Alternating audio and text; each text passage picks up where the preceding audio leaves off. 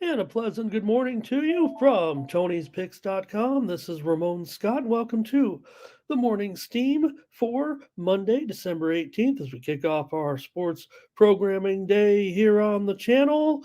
We have tonight Monday Night Football. We've got a bowl game, an afternoon matinee in college football to take a look at. We've also got a huge NBA card, some games on the ice, some college basketball as well. What do you guys want to talk about today as we preview the games for the sports betting card? How'd you do on NFL Sunday? A wild Sunday with not a lot decided other than, well, it looks like we'll not get Aaron Rodgers this season after the Jets were eliminated. Cowboys in, Jets out, a few other things shaken down. We'll see tonight what happens with the Eagles and the Seahawks. Hey, I wasn't waiting to come on the show to see if the quarterbacks were going to play. We'll be here all day trying to figure that one out. So we'll talk about it. We'll talk about also the news out of the bowl game that will affect maybe your play or wager. Let me know what you guys are on today. You guys are already hot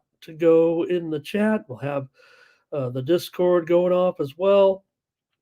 Thank you to the crew for putting all of their plays in. And well, we didn't quite get there in regulation, but I just want to shout out Club America winning in Mexico last night and grabbing the Apertura last night with the 3-0 win in extra time. So, Club America, I'm no fan of Club America, of course, but certainly respect the champs. First championship in 5 years for Club America last night in Mexico. That's how I kind of wrapped up my sports betting day after the late game kind of got out of hand. Let's say hello to some folks in the chat. We go at some domestic action today in the afternoon from Italy and from Spain, I believe, and Portugal. Hello to Donald. He was here to open the doors today and get us ready to go. And Gerardo here in Chad. He's already got his picks of the day. I always include the link to the Discord. I never kind of promote it here like on screen or anything. You can't click on it, I don't think. But that's where to catch some information from me, especially today, where we're going to find out later about the quarterbacking situation tonight with the Seahawks and the Eagles. I mean, it'll be out there, but look, we pretty much broke that information yesterday. As far as on YouTube, right? I would think. I mean, I know it's just little old me here and you guys, but I think we were kind of the only sports betting show kind of on the air that pays attention when the injury notes come up right away. I mean, uh, took several minutes for it to get onto the TV and everything. So, hello to Johnny. He says, salute. Maybe Johnny was here listening to me have the morning sneezes before the show. Thank you, Johnny. All right, percent better here today. Thomas Lewis and Brent as well. Hello to this is Team Steam in here right now. There's no doubt about it. Got a couple dozen of you here also rolling in on the show, including Jimmy from he's a Yinzer. Did I say it right, Jimmy? Are all Pittsburgh people Yinzers? I don't know quite, but I hear the terminology there a little bit, and I like to say it. So, can I just? Is everyone a Pittsburghite, a Yinzer? Can I just? Is it broad to say that? And is it okay to call someone that if they are from there and nobody's offended? Because I like that word.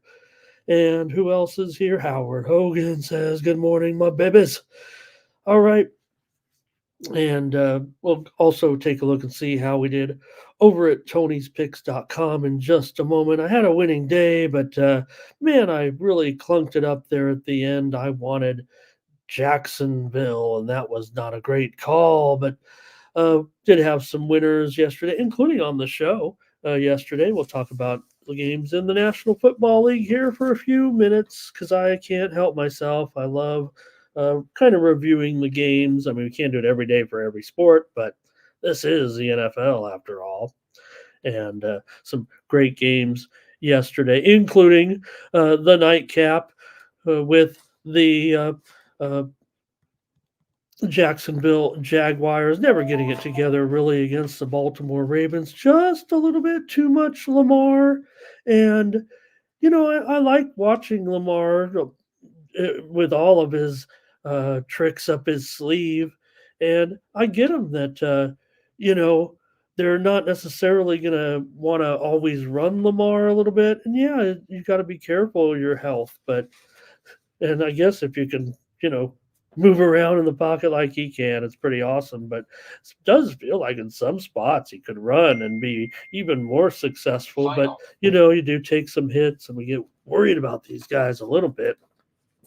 If you got Lamar Jackson, you don't want to be sidelined for too much.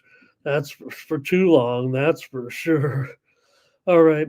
Uh, so the uh, Ravens 23-7. Lamar Jackson 260 total yards of offense. The Ravens ran all over Jacksonville. It's got to be a major concern. Trevor Lawrence, yeah, over 300 all-purpose yards, but the fumble that looked bizarre. I'm looking at little Butterfinger action there, and Baltimore, man, 11-3, not doing it with any kind of you know, fanfare, it seems like, right? It's not like they've had the most spectacular offense this season. They've even had some injuries. They're going to have that defense, of course. And Jacksonville still okay at 8-6, but you don't want to get too uh, caught right now losing some games at this point of the season and everything heating up there at the back end of the AFC uh, race. So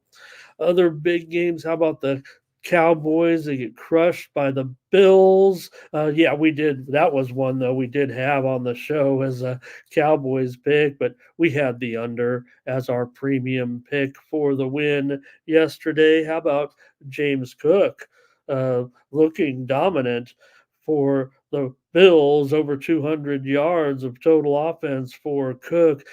Dak. Uh, uh, not so much. 3 sacks, 134 yards. Pretty tough situation environment. Dallas still 10-4. They'll be fine, but uh, Buffalo came to play in that one and totally blitzed on Dallas. They outgained them nearly 2-1. Best interest, one of the most interesting games had to be the Browns win over the Bears. Oh, it was so close to a win for the Bears. Could you believe that play? You see the Hail Mary, right, and the ball always fall to the ground. And oh, once in a while, someone's there to make the lucky catch. You want that trail guy, and the trail guy fell down and the ball landed right in, and oh my goodness, he kicked it up in the air, and the Bears end up falling to the Browns. A really good game. We gave out the Browns here on the show, but what a game that one was with that finish. Joe Flacco, we talked about it yesterday, right? The Browns were afraid to pass the ball with their other quarterbacks and their offense a little pedestrian. You bring in Joe Flacco, you think you can throw the ball more, but it resulted in 3 interceptions. So you got to try to find a fine line. That's not the way you want to do it necessarily.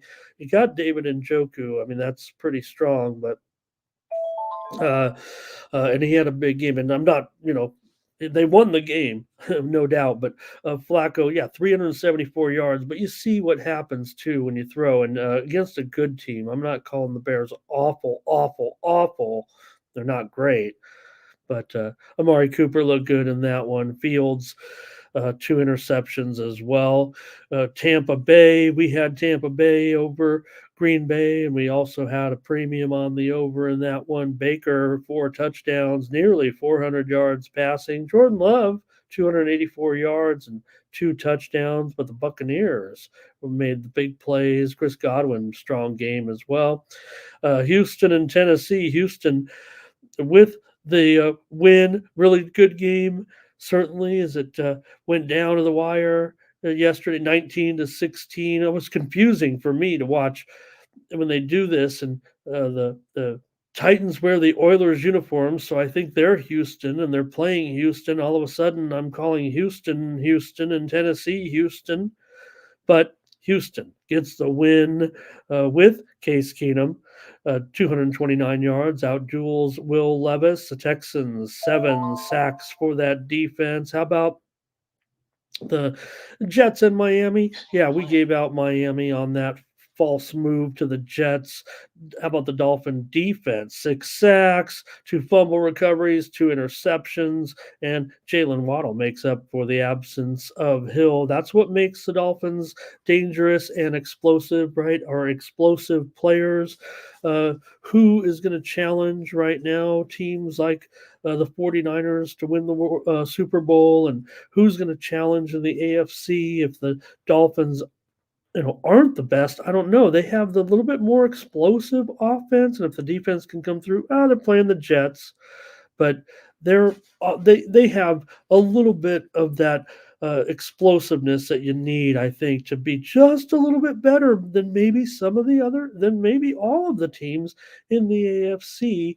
I don't want to put Miami up there as the team. I mean, the Chiefs are still going to they got it done against the Patriots yesterday with Mahomes, 300 yards, a couple of touchdowns. Yeah, he threw 2 picks, but the Chiefs got it done yesterday against the Patriots. We had a premium winner on that game with the over. Giants and the Saints. The Saints with 7 sacks of Tommy Tommy Cutlets yesterday. He managed 177 yards, but Derek Carr had a decent game finally with 3 touchdowns, and the Saints defense shut down the Giants. Falcons and Carolina. You bet we had a premium winner on the under in that game. And Falcons lose 9-7. Panero, the game-winning field goal in the rain. And Bryce Young hasn't thrown a touchdown pass for 4 games now.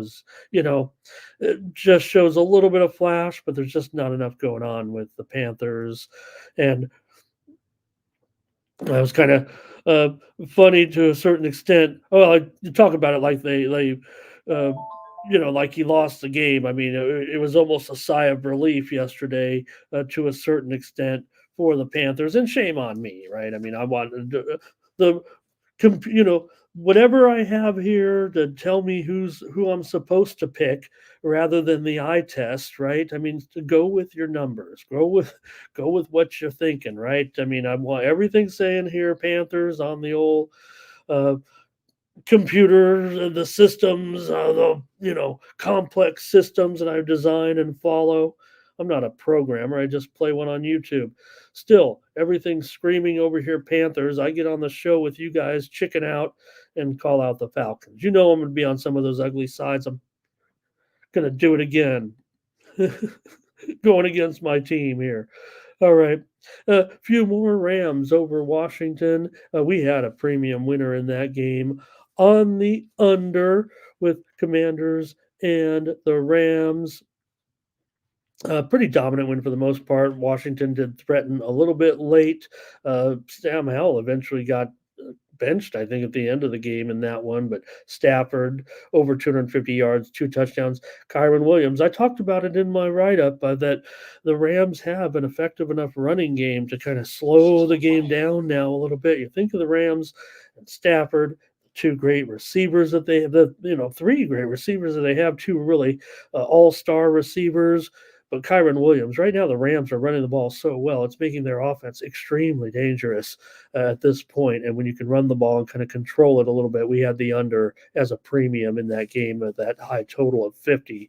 It was obviously threatening to go over. I mean, there are 48 points scored in that game. I think we actually won by 1 with the pick, giving out the worst line, but and it threatened late. I mean, we needed a blocked field goal, but just talking about the Rams though in general in that offense. All right, how about the 49ers? They just roll over the Cardinals. It doesn't matter if the Cardinals scored 30 points. The 49ers aren't worried about it with their offense with MVP Christian McCaffrey, another 180 yard performance. You know who Brock Purdy said the MVP of the league is? Of course, he said it's Christian McCaffrey, and I would have a feeling that that's the way Purdy. Look, if he really is kind of a legend in the making, look, you got to have a great team, but so have some of the great quarterbacks, right? They've had great teams, and if they can keep it up for a while, I mean, this looks like a great front office. Like they could do some things. In fact, the Chargers look like they're going to try to go after the 49ers assistant general manager to head things up for them. But the 49ers, when you have a team like that and a quarterback like that, Christian McCaffrey is going to deserve, even if it's a quarterback and maybe they get the attention. McCaffrey, let's also kind of call it a career achievement award if we can get him that MVP. I mean, this guy's going to the Hall of Fame one day, I would think, and he certainly would look good with that MVP award at the end of the season. That's the way I'm seeing it right now. Arizona 5 fumbles. Kyler Murray, had a few moments in there again, kind of in Kyler Murray fashion, but not after he was sacked 3 times and threw a couple of interceptions. 49ers 11-3. So, all right. I think we kind of covered them all from yesterday. And we'll talk about the game tonight. Go over to Tony'sPicks.com and see who did well. There were some other sports. Maybe we'll talk about them in a few minutes when we start to preview them, how we did. But it was Tim Irwin. Let's bring it up here. Glad you guys are conversing in there. And let's take a look here. We got Tim Irwin on top of the handicapper leaderboard from yesterday with a 4-0 day. Ron Crawford, 6-2-1. Strong day for Ronnie at the top of the leaderboard here. Mindy Hahn and Tiffany Mance. What a weekend for the ladies. Man, they really crushed it. I want to say they were probably 65% here for the weekend, considering the damage that they did on Saturday as well. So just terrific job there. I don't know if they mind if I put them together there. They're sitting there in the standings together, so it makes it easy for me. 18 wins, 12 losses, 62% for the sisters here on the site. So they work together, they watch the games together, and they're handicapping winning together as well. There I am. Maybe I'm used to be a member of the 2 old ladies that bet, but I'm right there below them 60% as well yesterday with a 6-4 effort. Probably Samba Murdy. Well, even I can figure this one out. Probably there 12-10 plus 130. Nick Vartini, just one play on NFL Sunday, and he wins it. Daniel Walasachuk 3-2. Collins Brown 4-3. Ralph Raymond 4-3, and the VIP account 2-1. You're not going to get 1 or 2 picks from me on an NFL Sunday. Got all thank you to the long-term subscribers this weekend as well. We were able to put up a little bit of a number. Let's get it rolling today and keep the winning going a little bit here. Felt like we deserved a little better, but got a lucky 1 or 2 this weekend as well. For the last 7 days, it's Tiffany Mance on top of the handicapper leaderboards. Very strong performance right now, no doubt about it here. Over 70% winners with plus 28 units. Ralph Raymond is up 16 units over the last 30 days. Probably Samba Murdy as well up, and Tim Irwin and Ron Crawford 60% over the last 30 days here on the site. Over the last month, it is Tiffany Mance with nearly 20 units of profit. Over the last 30 days, Nick Vartini, he's the face of Platinum Cappers, and he's up also nearly 19 2/3 units. Daniel Walasachuk, still hot, up nearly 16 units over the last 30 days. Ralph Raymond up 10 1/3 units. And Tony T is on the monthly leaderboard as well, hitting 54% over the last 30 days. Check out our premium picks over at Tony'sPicks.com. These are absolutely our best picks here every day at Tony's Picks. You see, Tony's ready for his 11 games there. The video to the right on the premium picks page. You can get all of Tony's previews for the NBA action today. And he'll also have other programming here on the channel with his NFL pick for the day and college basketball looks as well. We also have at 1 p.m. Eastern, 10 a.m. Pacific, it's midday plays with Tiffany Mance, Mindy Hahn, and the ladies with their perspective on sports betting today, followed by Tony's show with the predictive modeling that comes in at 5:15 Eastern, 2:15 Pacific, and that's followed by the drive-through with Tony T and the Pick Dogs crew getting you well out of there before the top of the hour with plays this afternoon. 3 packs, 5 packs, 7 packs from our team of handicappers today include those from Tony T's got a 3 pack today, 2 in the NBA and 1 in the NFL. Collins Brown has a 5 pack covering 3 sports today. Best bets from the crew include that from Ben Ruhala. He's got a best bet in the NFL tonight and $15 play from Daniel Wolasachuk, one of the hottest handicappers on the site, maybe even in the industry here. He's got his $15 play for today. Thanks a lot. You can click on the All Cappers tab there, find the handicapper of your choice, click on their handicapper profile page, and that's how you would get signed up. I'm in the green all over the board here a little bit right now with a little bit of a winning streak, and we'll keep it going this week. But hey, how about grab my 7 day pass for the next week and you can roll with me here, just waiting to pounce a little bit on some college basketball. You need time. I need time. Every I's got to be dotted and every T's got to be crossed to get the premium picks rolling in college basketball. But we're going to be ready and we'll crush here. We got a little bowl season to go, but check me out over at tonyspicks.com and all of our handicappers. All right. Thanks for listening on a Monday. You want to cover a little bit there. And hello to Billy today. Thank you so much for stopping by. My man Billy here. Thank you so much. An honor to have you, my friend, stop by our chat and give your perspective tonight on the Oakland Grizzlies. I won't be previewing this one, so let Billy do the work for you here with his pick here and his information with Oakland and Michigan State. I've lined up 4 games for us to check out here today. I want to say hello to Rodney as well and Ninja here. He doesn't know what's going on with Jacksonville, and I'm not sure Peterson knows what's going on with Jacksonville. Hello to Timmy today. You're welcome, sir. Yeah, maybe I was able to figure out Seattle after that crummy game that I, for some reason, and they even told me. I think Billy told me. Billy said he was on. Remember when Seattle played San Francisco, and I think Billy was on San Francisco, Seattle big time in that one. Who else? Salty's here, and Dominic Charles want to say hello and welcome as well. And let's see what else. Yep. Yep. Blake. Yeah, but I do love those Titans. But I know for the right, I think, was there any blowback on this, Blake, that Titans fans would say, why would we wear our Oilers uniforms against Houston? Is that not paying homage to the opponent to a certain extent, right? Never seen you never see the Texans wearing the Oilers throwbacks. Of course, we know that the true franchise is the Titans now. I think they kind of own that. They own those rights, if I'm not mistaken. So, hey, Dominic here. He's ready to go with the bowl game this afternoon. I said hello to Dominic. And thank you as well. He believes the NFL has already decided that it will be the Ravens and the 49ers in the Super Bowl.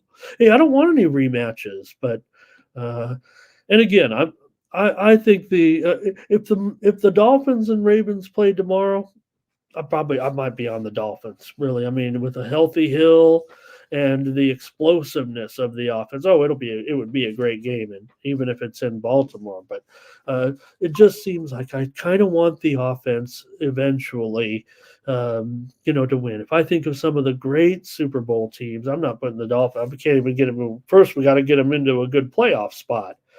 But think of some of the some teams in the Super Bowl, those big Super Bowl plays, right? Hey, Poppy's here today as well. And Curtis. All right. I think I got all the comments there from you guys. Gerardo was teasing the game last night. And great point. We're waiting for that. That's going to be kind of an interesting game. So, all right. think we got them all. We're going to get to the show here. Chad, waiting. He's going to have to wait a little bit because we got a couple games we're going to look at before that. So, yeah, Jeff, thank you. And look, here's the thing, right? My college ball started off a little slow on the uh, show, and then, yeah, in the premiums a little bit too. But now the college definitely, and I'm a market reader, me and Poppy out there. So, all right. I think we can get rolling here. Chad's waiting, and I'm waiting. All right. Let's get to Monday Night Football, though, first, and then we'll do the bowl game, then NBA, if that's okay, Mr. Colvin. Because all he wants to do is talk about all of his wins.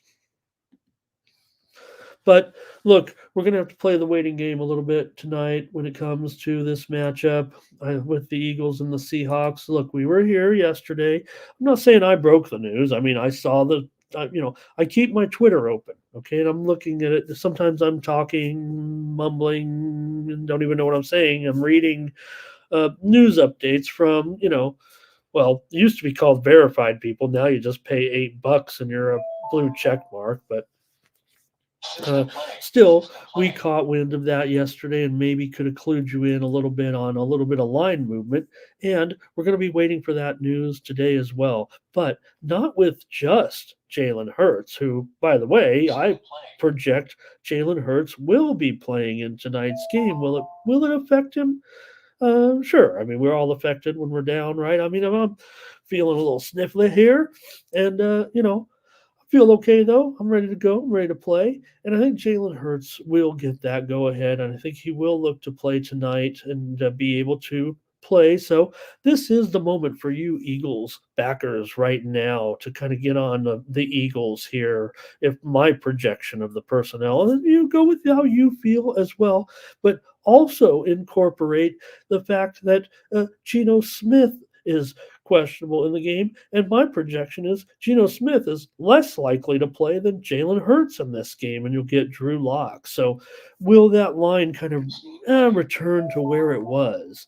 Uh, 3, maybe 3.5, maybe 4 by the time this thing gets rolling. You're already dealing with a huge public team here for sure tonight with the Eagles in this one. And sure, maybe the Sharps have bought it a little bit here and maybe tried to grab a little bit of what they might have thought was value, but moving forward. But to me, it doesn't seem like Hertz will end up missing the game. I think he will be in there tonight and be able to play, and I think the line will move accordingly. So even if you can still get a 3, I think you're already looking at it pretty juiced at this point. I might even bump this up to 3.5 on screen here because I'm showing 3 minus 20 at Circa, and I'm showing 3 minus 19 at Bet Online, 3 minus 30 at Bovada, 3.5 minus 2 cents at DraftKings. So a few places hanging on at the South Point. They're still 3, and that's always a key indicator. If you follow several books, and you can follow, the South Point is always interesting because they don't juice their point spreads at the South Point. It's either 3 or 3.5, and they make a decision, and that's just their business model a little bit. A little bit old school. So, Billy, that's right, Billy. We got to get the money rolling. Got to get a date, right? All right. Gamble with the Eagles in the chat. You guys can start talking about a little bit if you want to make the chat. I think the under is totally in play just because for all the factors that we're kind of talking about. Not only you're dealing with the game here, don't forget you're still dealing with the 12s. You're still dealing with some decent defenses, I think, in this one. So, and not to mention all those Monday night under trends, if you will. I think I think you could safely say it's kind of an in play situation tonight. Not in play betting necessarily, although I think I've been invited. Hopefully, Billy's there. I'm going to be on one of those shows tonight, I think, talking about the game. But look, the Eagles should have a pretty easy time of it. I mean, one thing Seattle doesn't do very well, in my opinion, is defend the run.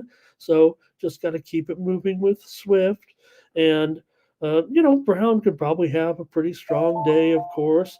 Whoever's in there for the, uh, Seahawks, Phillies had some issues, safe to say. I think stopping some passing games. Now Seattle's going to be a little bit up against it with Drew Lock. He's not inexperienced, but it's probably a bit of a downgrade from Geno, I would guess. And like I said, maybe I'm going 50-50. If I had to go with a percentage on Hurts in there, I'm probably right now feeling like about 75% or higher. For Geno tonight, I'm thinking it's 50%, 50-50. Maybe he's on the plus side of playing, but it does seem less likely, I would think, tonight for uh, Geno Smith currently. And I think it might be kind of reflected in the line movement here a little bit as it's gone back up. Remember, yesterday um, it was kind of moving um, on that injury news that we broke here on the show. Uh, I don't we didn't break it. We just were on the air and said it right away, and then it started to come out. So hopefully that's why you're watching today. And what's Gamble saying here? And yeah, well, yeah, interesting. Certainly there with that one last night with the Ravens. If you mean the Ravens and the Jaguars game. All right. Well, I guess I can't. They give me 10 minutes. They say you can make the play in 10 minutes and get off the NFL game. So maybe I've got a couple of minutes left here, and I don't know if you guys, for me, the up arrow certainly. Look, with Lock, with uh, Gino, I'm not sure it man. Look, it's still a little bit of a challenge, but I do like the Seattle passing chances here a little bit against the Eagles with Metcalf and Lockett, even with Drew Lock. I mean, it's good to have talent around you, right? So you got to get to those guys because they're set up quite nice. And, even though everybody loves Smith and Jigba, I kind of even want to dip down to Bobo again and get my Bobo on a little bit. All right, let's give a few notes in the game, then I'll give the pick because I don't know if I want to go side or total necessarily. I do like the side and the total. The Eagles trying to avoid that 3-game losing streak here, and this is a tough, tough place to do it, no matter where the situation lies. The Seahawks obviously in a desperate situation here. Right. Flock, thank you for mentioning one of the biggest stories of the week that's been kind of buried here, right? And maybe we should talk about it because I don't know if you hear a lot of the talking heads now. I think it will be certainly talked about tonight, but certainly Matt Patricia being promoted to defensive coordinator here. To me, it's more. I get it, Flock. I mean, yeah, maybe you're getting you're a better coordinator in there, and the other man is demoted a little bit. But to me, that signals a problem, right? I mean, and the Eagles are having a problem. I mean, they've given up 75 points in the last 2 games. So the guy wasn't fired or anything, just kind of moving things around a little bit. So maybe Patricia will come up with the right schemes. But to me, I don't think it's that simple. I think it's more like we've got some issues here, and maybe the shifting can affect it, but I think it's more just trying to.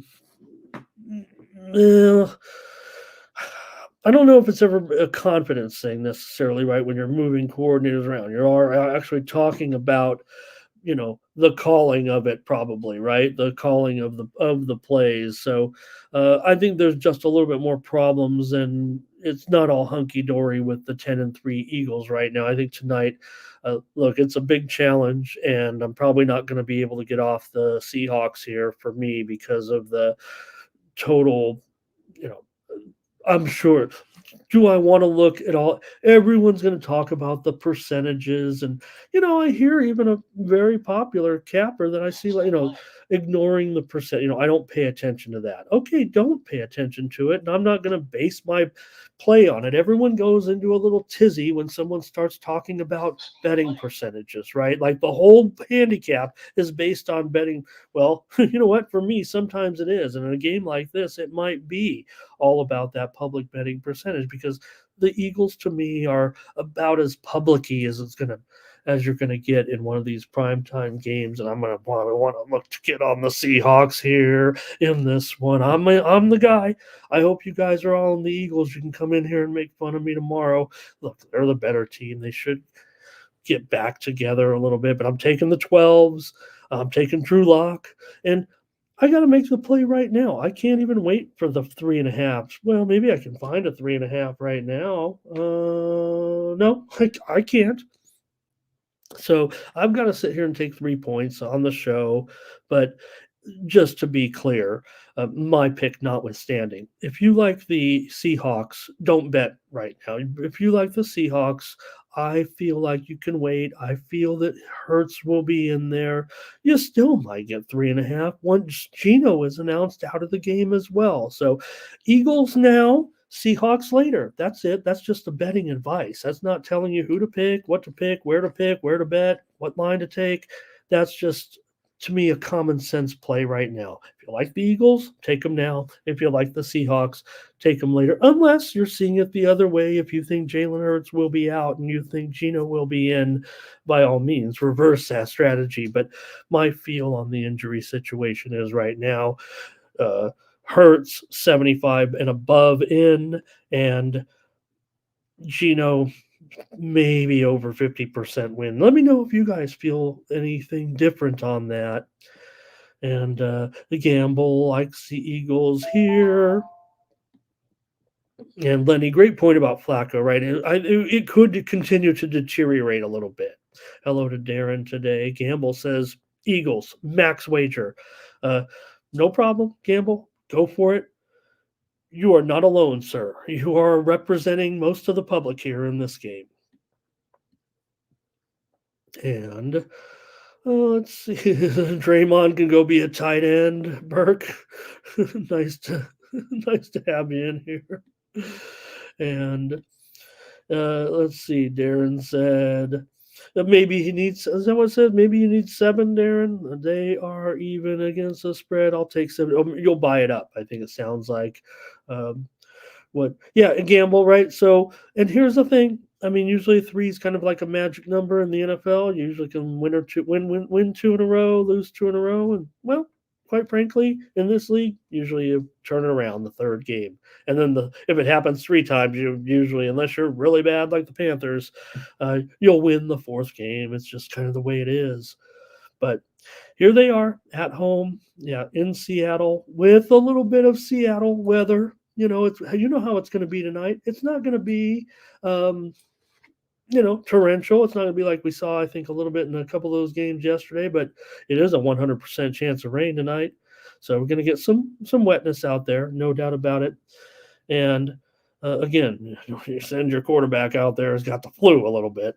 And I just joked yesterday. Okay, spend 10 minutes. Ding, time's up. Put your picks in. We're moving on. I'm taking the Seahawks here in this one. All right. Campbell says, "No way am I taking money with these Seahawks. Those garbage." All right. Yeah, they're 6-7, and I've got Pete Carroll, and I've got DK, and I've got Bobo. Gamble, you gotta wait. We got more action. You're my brother. You got to come back in like probably 45 minutes to an hour. There's one bowl game this afternoon. It's going to be between Western Kentucky and Old Dominion. Okay, I got the name of the bowl game wrong on the Bahamas Bowl and and there is no Bahama. This is the Bahamas Bowl, but it's being played elsewhere because the Bahamas state, apparently the Bahamas Bowl has been so successful that they're renovating the stadium, and it's not just about renovating the stadium. It's actually the Bahamas Bowl has made enough money through the play of the Bahamas Bowl every year that they've been able to renovate the stadium. So that's real nice. But they're not going to be able to play it They're not going to be able to play it this year, apparently, in the Bahamas. So I think we're playing this one in uh, uh, Jerry World, Jerry Richardson World, Jerry Richardson Stadium, right in this one with Western Kentucky going up against Old Dominion. And the news here is all about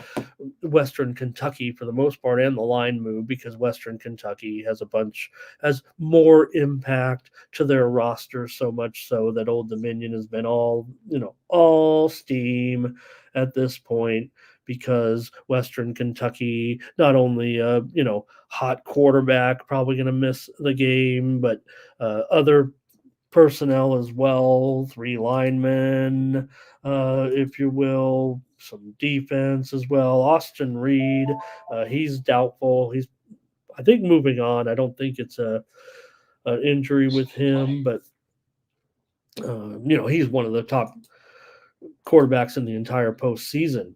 The Western Kentucky signal caller, and he's doubtful for this game. He's threw 31 touchdowns this season and 3,300 yards. So the tight end for Western Kentucky out. And, well, they will have Corley, I believe, today. Good wide receiver, but Western Kentucky finished 7-5. They won 3 of their last 4 games, and Western Kentucky just 1-5 against the spread in their last 6 games.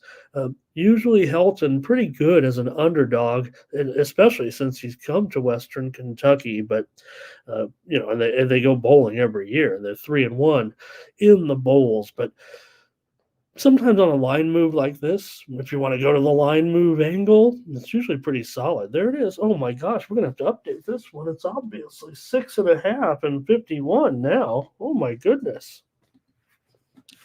6.5 now with Old Dominion. Did you guys already? I see some messages in the chat there. Is that what you guys are talking about? Telling me get that stale line off the screen?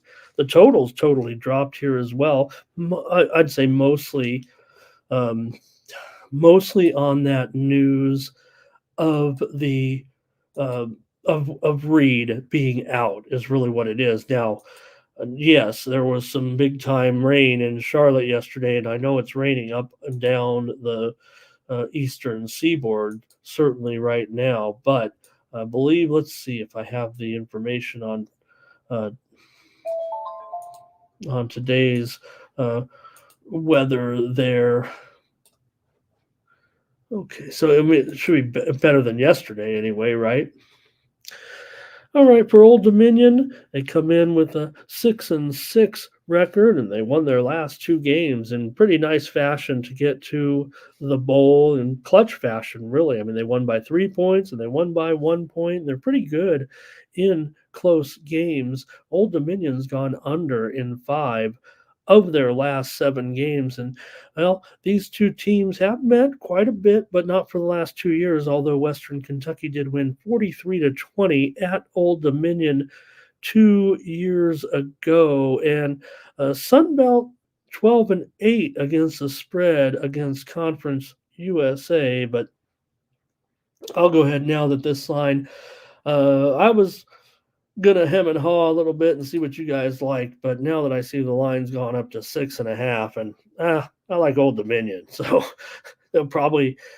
Here's the thing on some of these bowl, and as a broad brush, you know, and again with bowl games, we're always a little bit hesitant because of all these players and everything, right? Yeah. So laying absolutely the worst of it here with Old Dominion, but the one thing about these bowl games a little bit. Brent says it is risky, but um, when ever since the era of the this isn't the first year, this isn't even the second year, right? We've kind of been doing this a few years, even before NIL, a little bit with the players who would sit out to get ready for the pros or something. It wasn't about the transfer portal, where now it's out of control and even bigger. But um, since we've kind of been getting into it, when you see the moves like this, sometimes those games are just blowouts, and just there's just nothing the other team can do. Hey, Louis Pepe, hello, and Ray is here today as well. Poppy says maybe just lay a big money line bet, $3, whatever it is. So, but I'll lay the points. I'll lay 6.5 here with Old Dominion. You bet I am, Lewis, and we're gonna do it for you, and we're also gonna do it for. Is that you? Was that you? Are you El Smooth? Are you El Smooth in the Discord? And if you're not, we're gonna do it for El Smooth as well. So, all right, that's enough on this one. Maybe I'm saving the total for a release, but I'll go with Old Dominion with this line just going out of control here. And again, that's what I feel like. It's one of these games where when you see these line moves, um, yeah, they're pretty solid. And unfortunately, we could have laid a much better price than this, but we would have been on it last week. Okay, let's move on to the NBA. We've been already in here an hour, and we got to get to the NBA today and talk about this big card. Because I think this is where some of the action's going to be. We've already seen a lot of action today with the professional betting, with the limit betting, the limit betters, but they're the ones that kind of set the line. Get a little bit organized here. There we go. All right. And let's start to get into it with the Rockets and the Cavaliers today. Decent game here, certainly. Well, the Rockets. Um, let's see what the. Let me cover a little bit of the NBA. We had a few results yesterday we can cover because I think we had uh, a pretty good day yesterday with the picks. So let me at least cover a few of those here and the late game as well. I think we actually got hooked there on the end with the Warriors. That spread kind of continued to go up yesterday. We might have pushed on the show, but let's just be honest with everybody. The Warriors, I don't think they got the money for the most part yesterday in that game against the Blazers last night. But we did have a double winner with the Wizards and the under in the game against the Suns. And we also had a nice winner yesterday, Magic and Celtics. So let's go here with the Rockets and the Cavs for today. And in this one, Rockets coming in here pretty good, obviously having a good season. But we talked about a little bit, and maybe we got burned just a little bit with the Rockets yesterday against the Bucks. The spread, right? The Bucks have been laying all those double digits and never covering any of those spreads. The Rockets come in playing pretty hot, and therefore the Bucks spread was lower, lower to say the least. Right? We know the Bucks have been garbage against the spread, and maybe the Rockets were just not getting enough. They weren't going to cover anyways. I don't think in the end, but certainly the uh, thought process was that the Rockets are much better than some of these bad teams that they've been playing. But you know what? The Bucks are kind of been getting the shaft a little bit from bettors here, saying that maybe they're overrated because actually the Bucks are starting to pick up some real momentum and against decent teams where the line is actually kind of back to normal. Maybe that's where I saw it a little bit wrong as the Bucks hammered the Rockets pretty good there. Here's Ray wants to take the Rockets today. Rockets are still pretty dynamite against the spread at this point. They've covered in 5 of their last 6 games right now. Cleveland's actually done very well in this series. Granted, the teams only meet twice a year, but Cleveland has covered 5 straight here at home against Houston, and they've also covered in 6 of the last 7 games. In those 7 games, 6 of them have gone under when these two teams have met.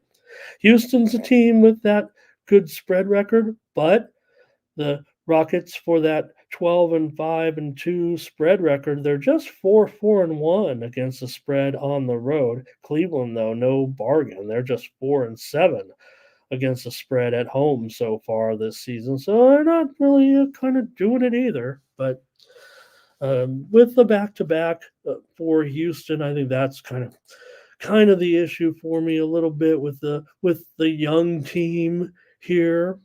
And this spread 4-14. It's funny because if anything, you could almost kind of say, hey, uh, these low scoring games do end up going under. And you got a team like Cleveland in here that certainly they still got to be respected for that defense. And Houston has been just a total under team so far. We know that they've gone under in uh, six of 19 games. So that's just it, Jeff. It seems like these lower totals, it really threatens to stay under each time.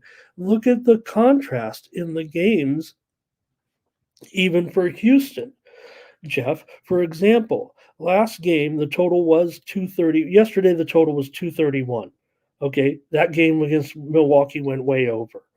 But against Memphis, the total they played the 2 games against Memphis. Yeah, one did go over, but look, there was 210 and 212 in those games, and the finals were 199 and 221. Well, 221 is a little bit higher than that, but it's still what we're seeing right now on the downside of these totals a little bit, right?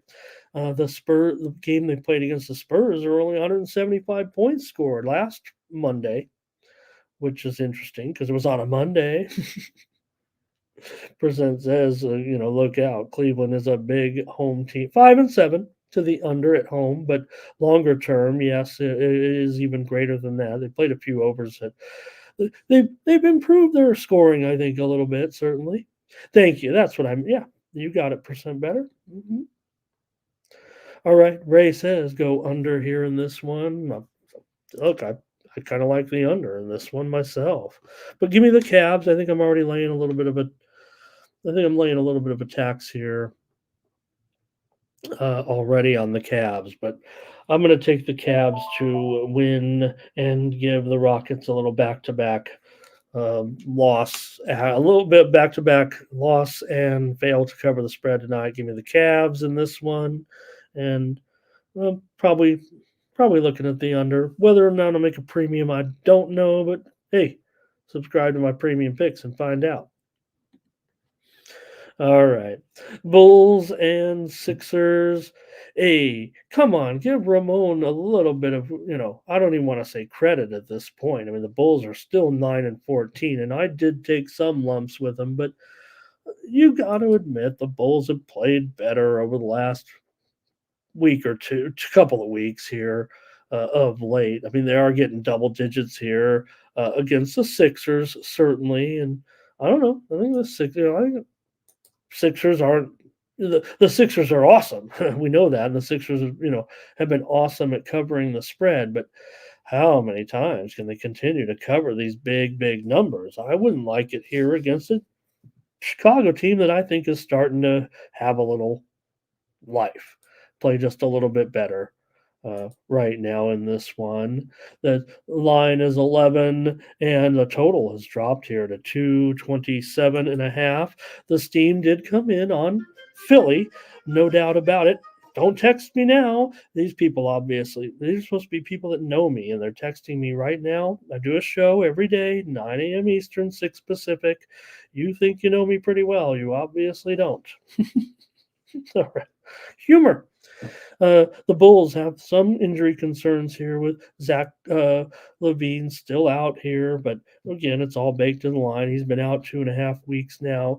Caruso is a main concern, I would think, in this one, questionable with an ankle injury.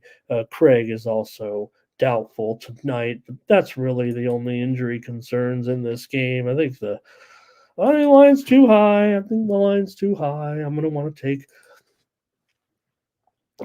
Chicago here in double digits. I'll do it. I'll do it. I'll do it. You can come in with laying it. And look, there's no doubt Philly 14-7 against the spread, and it hasn't been cheap. It's not like they're just laying 3 points, getting wins. They've laid some lumber and they've covered some number. 8-3 against the spread at home, and they all haven't been single digits. I promise you that. And Chicago against the spread on the road, just 3-7. But they are starting to cover some numbers here a little bit of late. They just had that back-to-back series at Miami where they were able to pull off a victory and then get a cover in the second game that they played the Heat. They only lost by 2 points, getting 5 points in that one. They hung in there with uh, Denver at home, getting the points. They didn't even cover that one, but they only lost the spread by a point and a half, and they covered against the Bucks recently in a very similar situation than this, with a game that was 11 and a half and 233, and the Bucks won 133 to 129. So a game very, very similar to this one as far as spread and total, that was played exactly 1 week ago on a Monday. Let me update that total a little bit because definitely has been pushed down here right now. So, far as what these teams are doing total, I mean, these two are over teams, no doubt about it, at this point. And look, the Steam came in on the under. Good for them. I don't think I can. I would. I don't think I could buy it at this point. If anything, I think it's created a little bit of value. This is definitely the lowest the total has been today so far, if I'm not mistaken. I think I saw it as high as 230. I saw 230 at one point. So the Sixers have gone over in 8 of their last 10. They've gone over in 8 of 11 at home this season. The two teams have combined to go 25 and 16 to the over so far this season. Chicago's gone over in 5 of 6, including 5 straight on the road. Sixers on a 5-game winning streak, covering every single time right now, but I'm willing to take these double digits here because, well, I like double digits. So, all right, give me the Bulls. I'll fade the wise guy steam here today, and I feel like I'm alone. Let's see what you guys are doing today in this one. We've got, oh, thank you for so many great comments. Wow, I'm having trouble even finding the start. Here we go with Brent.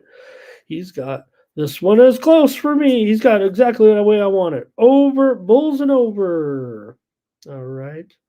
The Sixers awesome at home, right? But can do we have a Chad challenge here? Yes, we do. He's going to take it.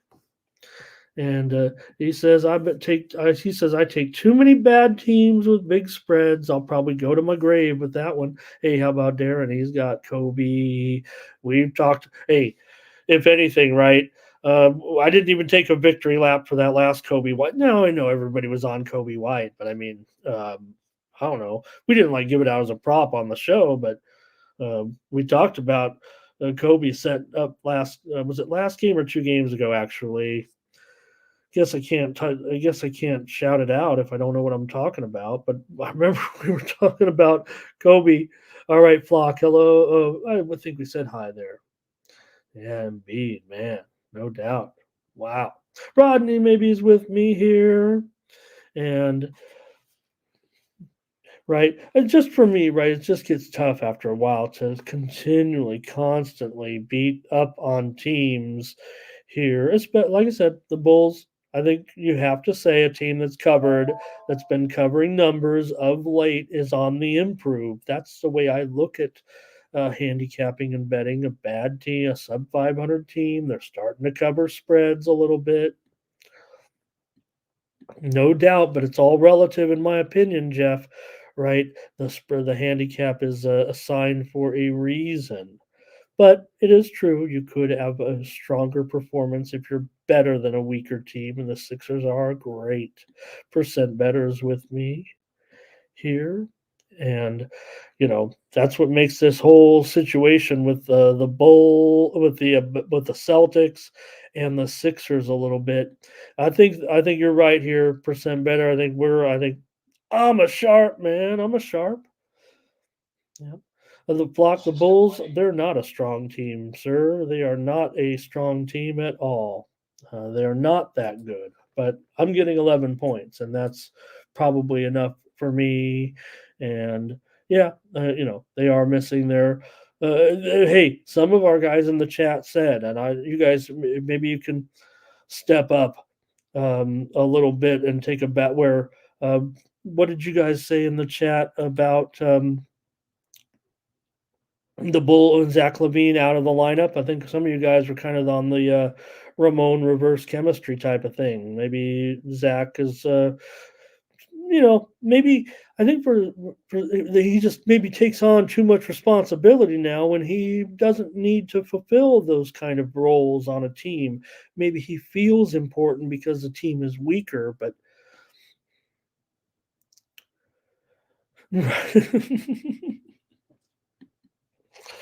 All right.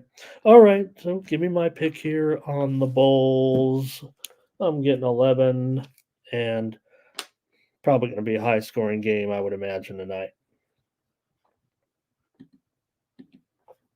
Well, you can't talk about high scores without talking about the pace, the Pacers, and they're playing the Clippers. So interesting, right? Because, yeah, I still rate the Clippers pretty strong defensively, no matter.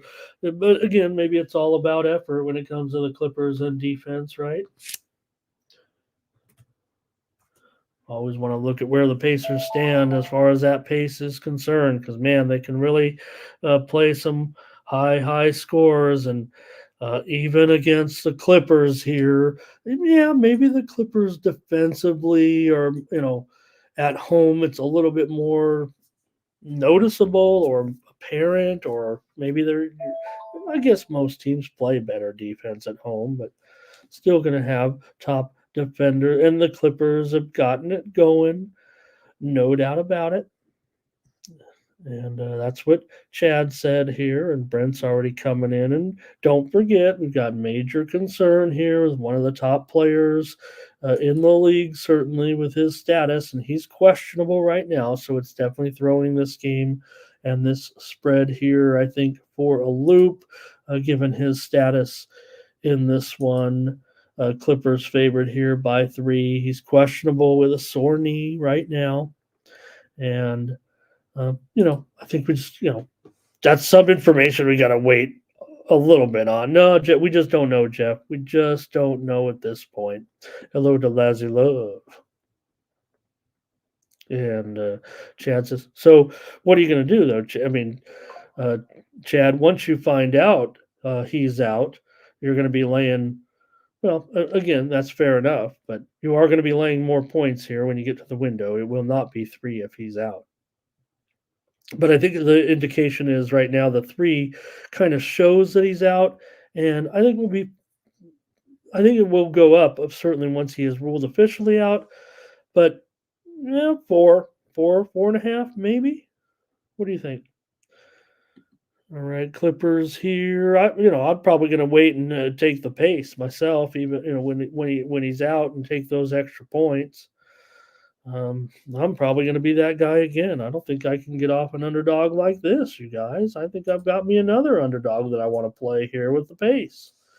Look, it's tough because I do rate, the Clippers really strong, obviously defensively. I mean, especially um, Terrence Mann, he has one job out there, right? Kawhi can still do it. Zubats can defend. I think Zubats can defend. He's probably a better defensive player than he is an offensive player. Probably 50-50. But all right. Let's see here. Got a few notes and trends to go over. You guys can make your plays now if you want. And I'll just tell you the Clippers obviously on this winning streak right now. 5 straight wins. They beat the Knicks. They beat the Warriors. They beat the Kings. They beat the Blazers. They beat Utah. They've covered 5 of the last 6 games as well. Indiana's gone over in 8 of their last 10 home games, 9-3 to the over. Overall at home, 16-5 to the over overall. But the Clippers, they're 6-14 to the under. So what are you going to do in a matchup like this? Clippers 3-12 to the under as a favorite. The Pacers 8-3 to the over as a dog. I think for me, look, I'll I'm going to go ahead and play the total here because I think if Halliburton's either way, uh, I guess I can't win here with the information because I want Pacers and I want the over. The reported steam did come in on the over here. I don't think that's representative of the fact that maybe Halliburton could play in this game. In fact, I do feel like it's a 50-50. All right. Jeff says I'm sticking with the over. And I think that's all you guys have in this one. So guess I better make the call here. Um, okay, I'm going to take the Pacers in this one, plus the points at home. And Darren, yep, take the under if he's out. If so, you're going to be losing a little bit of value here. This total will probably go down a couple of points, but you guys know that.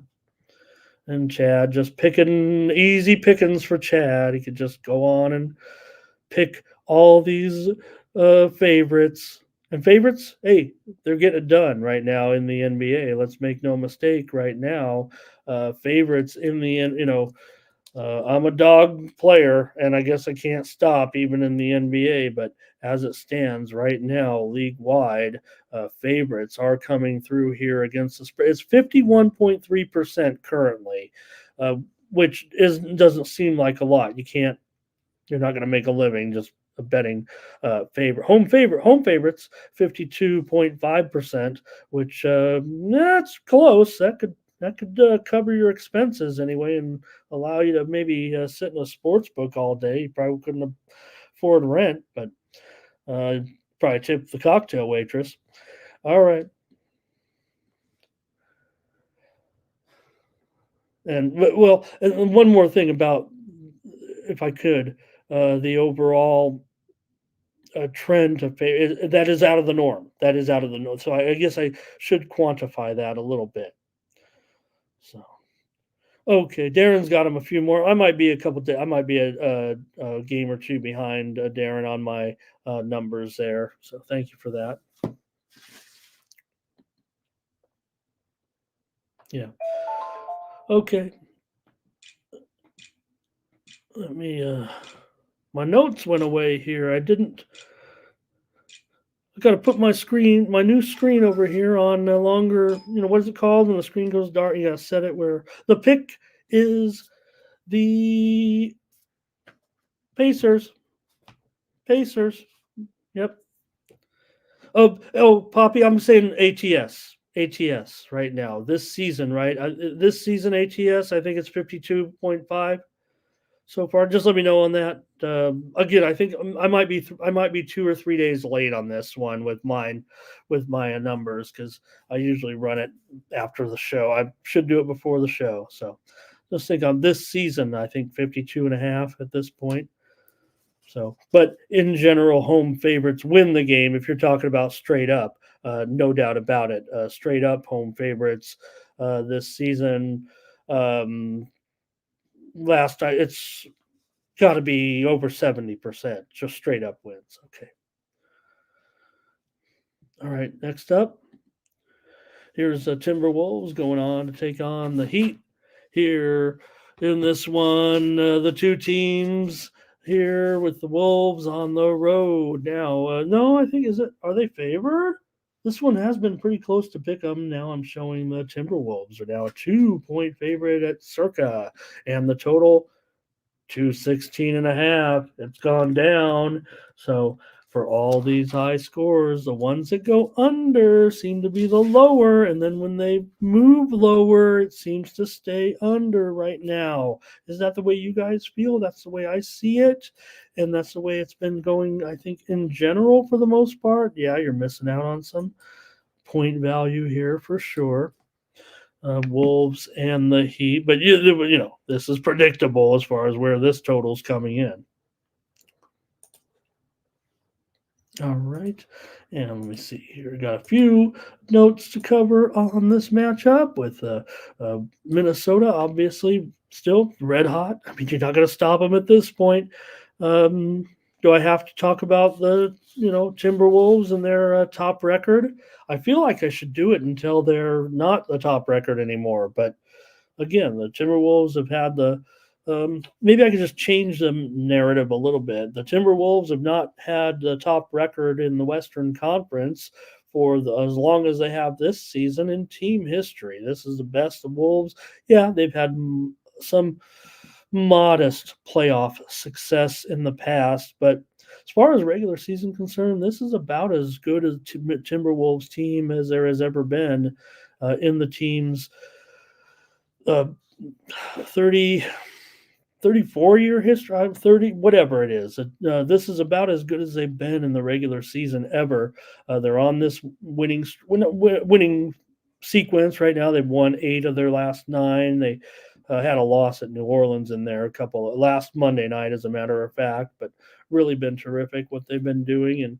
And this series does go over quite a bit. Should note that considering the total, and the total is always pretty low when these two teams meet. They just met. They met 2 months ago in October, and that one played to just 196 points.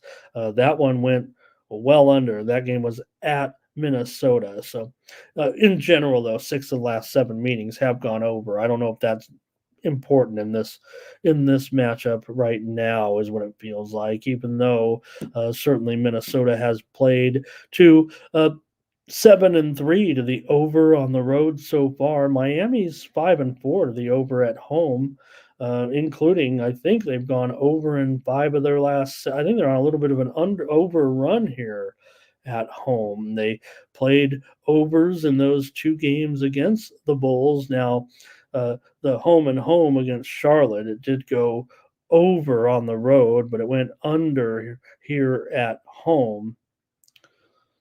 So, okay, well, let's see if you guys have a play on the Timberwolves and the Heat, because the reported steam did come in here on the over. I'm sorry, on the Heat and the under in this one. The early money coming in, driving that line a little bit on the Heat, but it didn't matter because the reverse line movement came in, takes the Wolves to a favorite here. And oh, hello to Mikey. Oh, wow. How cool to have Mike have time to stop by today. America. Thank you, Mike. Appreciate. Hey, join Mike on his show. I can't plug it here too much, Mike, but we'll see you there at your show today. Thank you for stopping by. Appreciate it. And of course, yeah, we're still dealing with injury information here. But to me, when you look at this kind of a move here right now, it does make you think that the status of Edwards could be improving here, especially considering Miami is also getting healthy today with their lineup. Maybe that's why they took this team. It was already reported yesterday afternoon that both Adebayo and Hero would be able to make this game. They are probable now. So maybe this is even changing the fortunes here a little bit for Miami. I mean, Hero's been, kind of out here all season. I mean, that's 50 points right there. Now, Lowry is going to be held out of this game. He'll rest tonight. But again, Hero making his return to the lineup. He's been out for quite a while, and Bam certainly has been up and down right now with that hip injury. So to me, the shift, however, to Minnesota as the favorite indicates that to me that Anthony Edwards will be determined to be in this game today. And, that's what I feel about it. And I think that's kind of what's got me more so on the Wolves here in this one. I don't respect the steam necessarily on the Heat, but again, that move came in. I want to say it was almost related to the news with Hero and Adebayo yesterday. I want to see when that steam actually came in, if I have time here. It came in this morning at 4:20 in the morning, but nonetheless, it may have been based on that. But the totals move also just about an hour later on the under. I'm That's something I actually can get behind, but man, that thing has dipped big time here. So maybe that will affect it. And I'm going to go ahead and take the Wolves here on the road. I'll lay 2 points against the Heat today. All right. Kind of going too long on some of the on this big card, but let's take a look at the Pistons going up against the Hawks here in this one. The Hawks more double digits today. Look at the next the next 3 games. We could just have the old lay the double digit parlay here. We could hey, I've got the Chad special here. Lay 11 with the Sixers, lay 10.5 with the Hawks, lay 10 with the Raptors, lay 10 with the Thunder, and lay 11 with the Kings. All right, Chad. See what you got on this one, brother, with the Hawks. Hosting the Kings in double digits here tonight. But man, that sucks. Some of these games today with all these double-digit favorites, we'll find a way around them. Total here's gone up here. It looks like to about 246. Let's go ahead and update that. It's a pretty significant move to the over here in this one, and it was based on some widely reported steam just about an hour ago as we were already on the air. The Sharps kind of steamed this one higher with Pistons and Hawks today, and well, I guess it could be something that could be considered this totals move, because Atlanta's been kind of a big over team, certainly at home so far this season, 7-2 to the over at home, while Detroit has gone 7-4 to the over on the road. Even though they have thrown in some unders here of late. Atlanta, they're still the worst spread team in the league. Yeah, we're going up against Detroit. It's been painful to watch. It's been tragic, if you will, but gosh, they're going to get the numbers somewhere, Chad. Who's going to win this one, huh? With Atlanta just 1-8 against the spread on the road. The Pistons are 5-6 against the number on the road. That's darn right good comparatively. So shouldn't they be able to get the number here? They're not getting any lately. Not only are they losing, they're not covering game after game right now. They're on not only the massive losing streak, but they're just not getting the numbers necessarily right now over the last couple of weeks, over the last 2 weeks of play, I would say right now. These two teams seemingly always play an over when they meet here in Atlanta. 8 of the last 9 games have gone over, and 4 of the last 5 meetings in general have gone over. The Hawks 4 straight wins, 4 straight covers, 3 of them last season. One time they've met already this season back on November 14th, a 126-120 victory for Atlanta on the road, laying 4.5. Here comes some of your plays right now.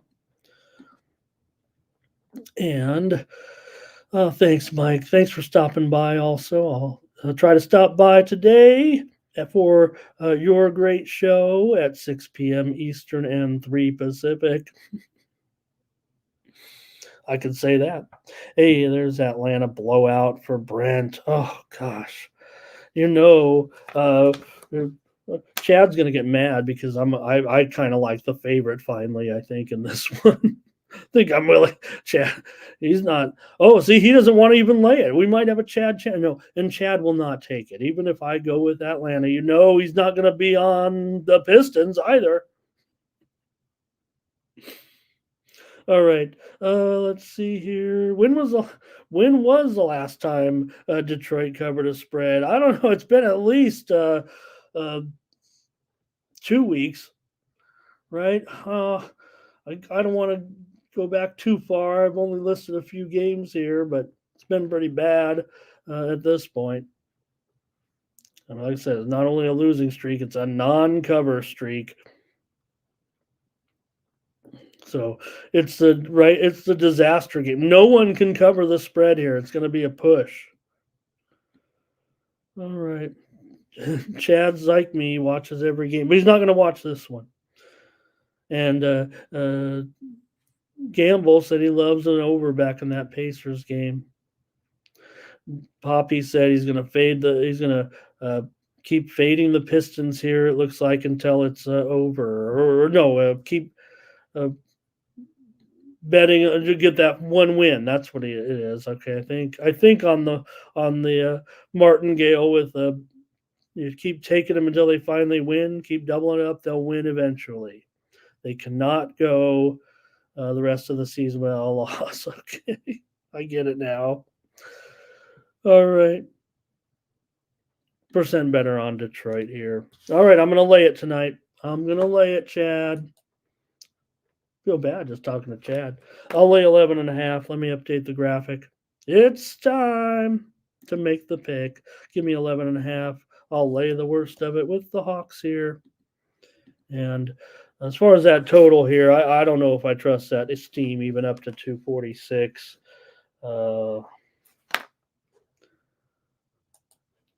They'll laugh at me, I think, if I end up with a premium there on the total. But let's just roll with the Hawks here to lay the points. Keep this. Even I can't do it. Even I've got to go with them now. I got to go against the Pistons. It was too many Pistons, Mike. Too many. If you stop buying some, Mike, they make fun of me taking all these points every night with these garbage teams. Of course, I never am going to put. Hey, Mike, they're not in the premiums, okay? They're not laying. I'm not taking. I'm here on the show, giving my free pick, and I'm taking a bunch of points.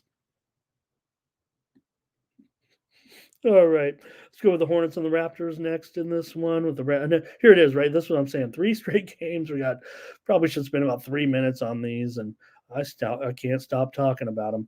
But just want you to have some good information here. Charlotte and Toronto, teams with similar records here, certainly, with Toronto trying to get it together at this point. Can they find a way to somehow try to get this rolling a little bit here? They finally got a win, kind of stopped their own little mini losing streak by beating Atlanta the other night. They came back 2 nights later and got blown out at home by 20 points to Atlanta, of all teams. So Toronto has certainly plenty of issues here coming in, but Charlotte, they're kind of one of those bad spread teams as well, with a 7-12 record against the spread of late. And but 4-5 against the spread on the road. Toronto's been just a 50-50 proposition against the spread here, certainly for the most part. Lazzie, he's going to take the Raptors in this one and lay these points. I don't know this one. I don't know about that one, Lazzie, and I don't know, Gamble. If we're talking about, hey, let's get some world peace out there in the Middle East and in the Eastern Europe, or if you're talking about one of our favorite players, Meta World Peace. Certainly, here's the Raptors for Brent. He says, man, that would be a Pistons play right there for sure. That would be a big time Pistons and the under, and of course. So Chad says he doesn't think the Raptors can hold the lead. Leslie Love says, give me the under in this one. Well, maybe if it goes to Toronto's pace, it could be an under. But man, I'm kind of thinking I might be against Lazzie in this one because I think I want to play the dog here on the road with the Hornets, and I think it will be possibly an over. What can I do here as far as my play? Well, I'll go ahead and give out the over in this one. If I'm going to, what is the current number? When I typed it in there, it was 11 and 225, and yeah, I think we're looking at 11 and 225. So give me the over in this one with the Hornets. I don't mean to. I think I might be going against Lazzie here on both the side and the total, but that's all right. Lazzie and I have been on plenty of sides together. I think for me, the Hornets on the road, they're 7-2, the over on the road, while Toronto 6-6 over and unders at home so far. But Charlotte has been, now look, maybe it's changed a little bit since the ball has been lost and the Hornets are on a 4-game losing streak with 3 straight unders, but I'm going to go over in this one. All right. And Chattel grab the points with me, actually. Thank you, Darren, for your prop plays today. Grizzlies and Thunder. And the Thunder still making us money here, but can we do it? Can we go to the well and like double digits here with the Thunder at home against the Grizz? Yeah, maybe. I think that's the way I would tend to look here in this one. The game right now is Thunder minus 10.5, and the total has gone up here to 229.5. So a little bit of pressure to the over here this morning as we approach the traditional opener. In this one, the reported steam did come in on the over. I think they took it at about 227.5 was the number that the Sharps appeared to grab. And I don't think I mind their play here in this one. Got some little bit of info maybe we could share on the game here that might support the plays a little bit, with Oklahoma City having gone over in 4 of their last 5 games. They're obviously playing very, very well at home right now, with a little bit of a strong streak currently, having won 7 of their last 8 games at home. Memphis has done very well in this series, but obviously we know that the big news is about to come here in the next day or so, right? With Ja Morant ready to finally complete that suspension, and tomorrow we're expecting. I mean, this will be game number 24, right? Right now, so Ja Morant, he's expected to play in the game tomorrow for Memphis when they take on the Pelicans. They're playing the Pelicans tomorrow, and Ja Morant will be expected, probable for that game. That doesn't affect today, but I don't think we've mentioned that yet. And Brent says, yeah, and other injuries, don't forget, you got Biombo is doubtful for this game. Derrick Rose is going to be out now for a while with a hamstring injury, it looks like. So more woes for Memphis injury-wise. It's been a pretty bummer of a season so far for them, having already lost, basically 5 key players for the Memphis Grizzlies, and they've been able to kind of manage this situation. I'd say almost give them, well, I don't know if there's any credit to it. I mean, they do just have a handful of wins, so I guess they've managed. That's all I can say about it. Hey, Mr. North South, nice to see you today. All right, I think we're on the same there with Seattle. Nice to see you. So, all right. Anyways, for me in this one with the Grizzlies and the Thunder, I kind of I respect that Steve that came in here on the move to 229.5. I mean, that's the way I was already heading. Now I'm going to have to lay a little bit of tax here. 2 points off that opener here. Give me the over in Memphis and Oklahoma City tonight. I'll probably end up laying those points. Whether or not I'll do it as a premium, I'm not sure. Jimmy Two Shoe. Right. And what I love as hey, why not get my man Mikey Williams? He's going to go to the University of Memphis, and he got cleared of all of his charges a little bit, and he's going to be able to hopefully get. Yeah, maybe you're getting it from me, Gamble.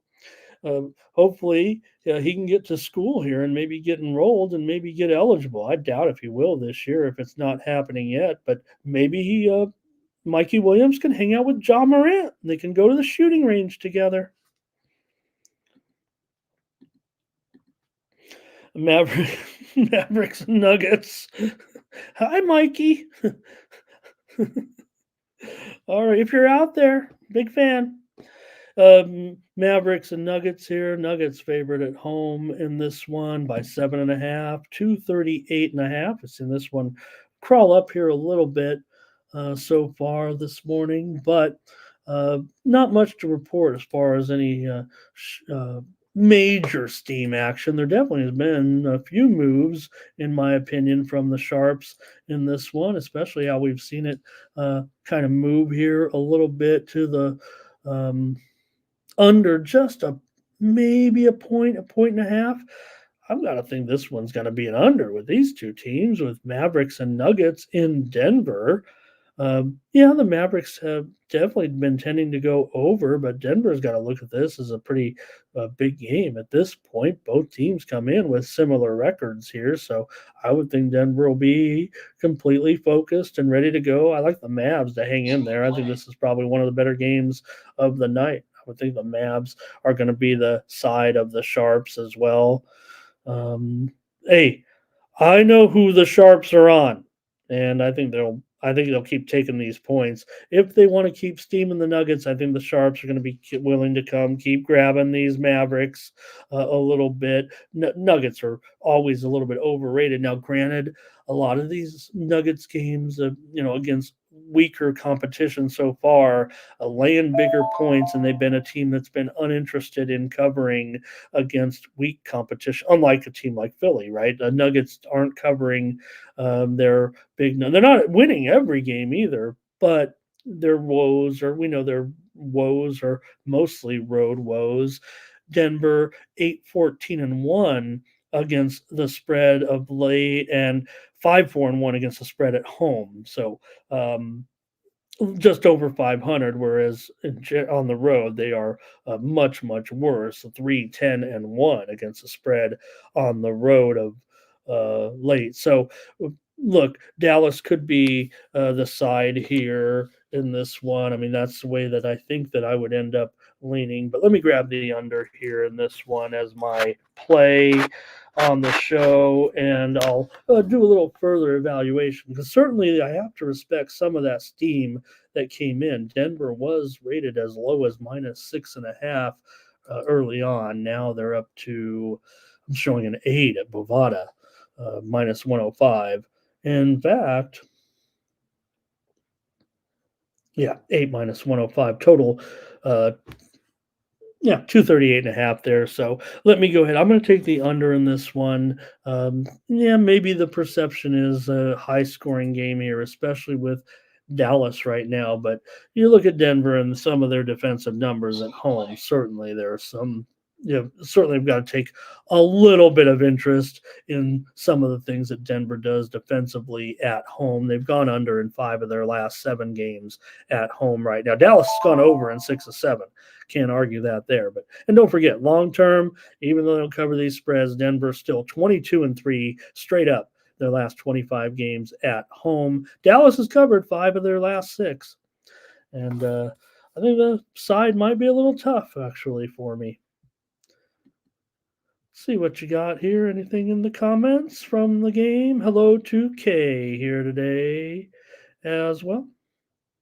And Brent says too many injuries really for the Mavs. He wants to take it and he thinks he sees about a 10-point victory here today. So, all right, I can get behind that a little bit. But again, I'm a guy who thinks when Kyrie Irving is out, I kind of want to go with the Mavericks. That's what I kind of think of him. But Lively, who has been playing pretty well, obviously caught that touchdown pass last night, so we can't. No, of course, this is Derek Lively. He's out right now with an ankle injury, and Rashawn Holmes is questionable with an illness. KCP questionable for Denver tonight, and Kankar also out of tonight. Oh, I mean, he's been out for a while. I'm sorry. Let me get the right update here. Murray probable, Gordon probable tonight. Chad, I've got Lively listed in this game as out with that ankle injury. All right. Yeah. Well, Mavs definitely have some issues, but again, 7-4 against the spread on the road, and we definitely we don't see that from the Mavericks too much. As an underdog, they're not as good. Obviously, they're 10-6 against the spread as a favorite this season. Just 1-4 against the spread as a dog. All right. Here's the Nets, and they're taking on the Jazz today in this one. And I just saw this one get pulled off the board at one location, so maybe there's some information or news coming out in this one. Let's take a look here with the Nets favored. They're still favored by four, and the total mostly 234, 234 and a half at this point. There was some widely reported steam on this game that came in earlier on the over, and they bought it at 232. This one opened as low, I think, about 231 and a half or so. So definitely seeing some pressure here to the over with the Nets and the Jazz today. Got these teams been pretty solid unders when playing each other. Now, granted, we're dealing with the East-West matchup, and they play just twice a year, but 5 straight meetings between these two have gone under in Utah, and or 5 straight meetings in general. 4 of the last 5 in Utah, but 5 in general. The 2 sites, I'd be over the last 2 or 3 seasons here. So, but for me in this one, you got probably looking at a pretty close game, but maybe I might be willing to lay some points with my Brooklyn Nets. They're still good to us. I feel, great. Look, yeah, I've been on the Jazz a few too many times here with that cruddy lineup, certainly, but they're starting to get it back maybe a little bit. They got those back-to-back covers for me. Portland and New York. I don't think we were on them here. Yeah, we were on them on one of those actually on the show, but they did flop pretty bad against the Kings. I tried to come back with them again 2 nights ago, and they didn't look too good in that one. So Brooklyn's been an absolute dream this season for bettors, no doubt, with one of the best spread, if not the best spread record right now in the NBA, 16-4-1, 6-2 against the spread on the road, 8-1 against the spread as a favorite. But Utah at home, say what you want about all their, problems so far and their, winning percentage. 30%, maybe just above 30% so far this season. The Jazz are 8-3 against the spread on the at home, 3-8 against the spread on the road. So Jazz at home, a little bit better of a proposition here this season, but funny, maybe this is a spot I'm trying to talk them up a little bit, but doesn't feel like it is the right spot for them. I think I want to take Brooklyn here today. I know the steam came in on the over, but man, if it gets too high like this, I'm going to be coming back in on the under, I think. I think I'll just have to wait and see on that one. Go ahead and give me the Nets tonight. I think this has finally gone low enough for me to start to get involved. Everyone's been making fun of me here on the show, taking the Jazz all the time, but here at -4 against with Brooklyn, I feel like I could just take some of the money we've made with Brooklyn and bet it again on Brooklyn at least.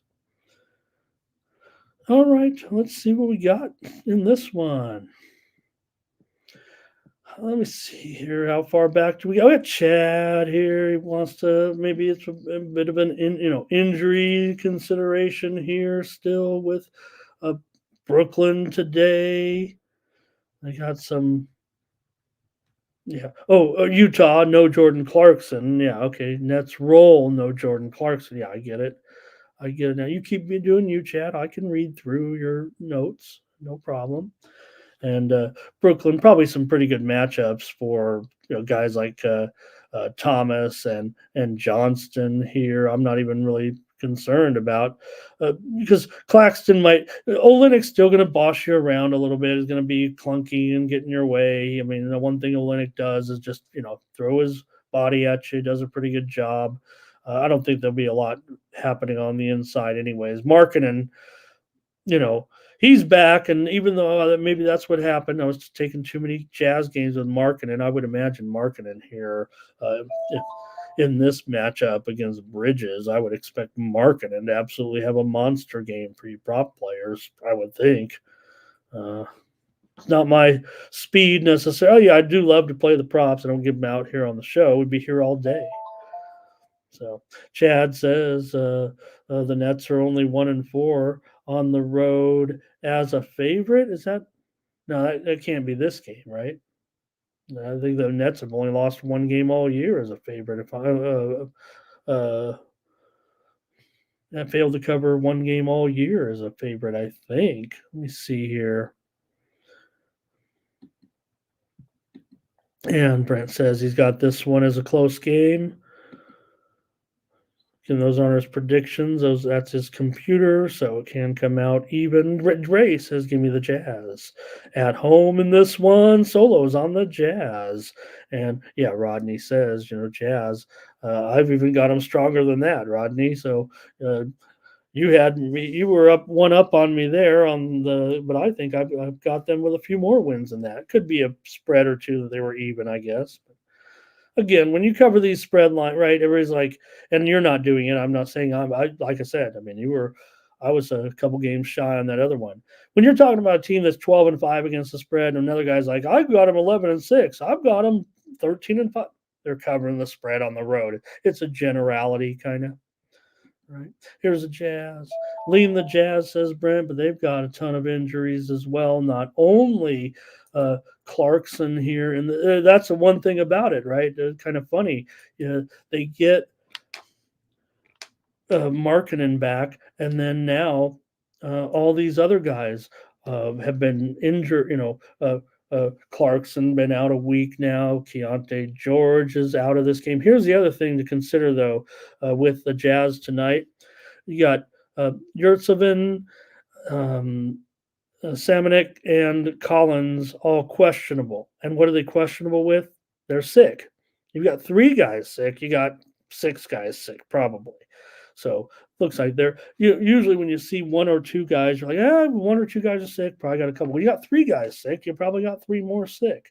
So it just stands out to me. 3 over 2 is a pretty big difference when you talk about these illnesses. But again, all right, keep it going. Got to keep it going here. We're on the Nets. Here's the Wizards taking on the Kings with another double-digit spread. Hey, can't do anything about the spreads. All I can do is try to cover the games here.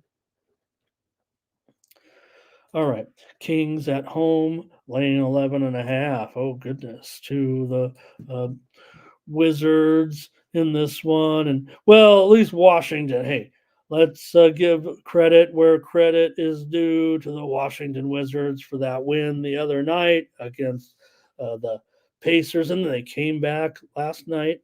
We had them. We had it right on here with the Wizards and the under yesterday. So, hey, maybe we're clicking with this team a little bit off of their bad losing streak. Finally came in, beat the Pacers, and then covered last night. They are on the back-to-back, obviously, here, taking on the Kings, laying a big number. And these two teams certainly producing a lot of overs. You see this total at 245 right now. No, it's 248. 248 at least here. Let's update it. And 12.5. Okay, this is a pretty big move. The lines from on screen. There we go. From today, pretty much probably 3 or 4 hours old by now by the time I started typing these in this morning, getting the show ready. Here's Solo wants to go over. Brent Cook's got a conspiracy theory. He's got COVID 22. I think he's got. You won't die. Not going to die, Brent. Promise. And for me in this one, look, even on the back-to-back, I'm not sure the Kings are necessarily apt to want to get a blowout victory. Yes, I mean, it could happen, I would guess here, but I would probably lean to taking Washington. And I got to respect that move to the over here. And maybe I'm getting the worst of it. Maybe that's the direction I'll actually go.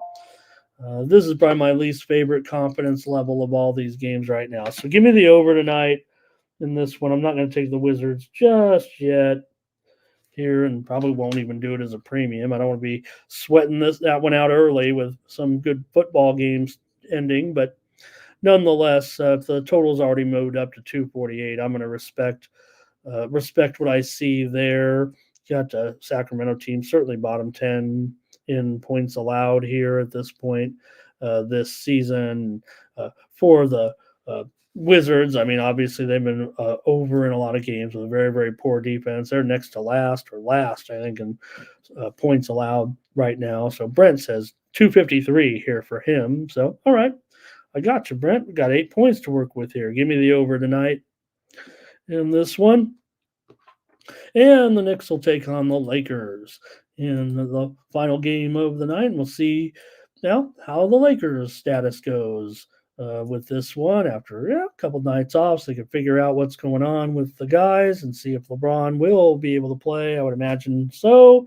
Give him a little rest. He'll be back in there. Of course, they're both on the list here tonight, as are some other guys as well. But you got Reddish probable. You got Russell probable here.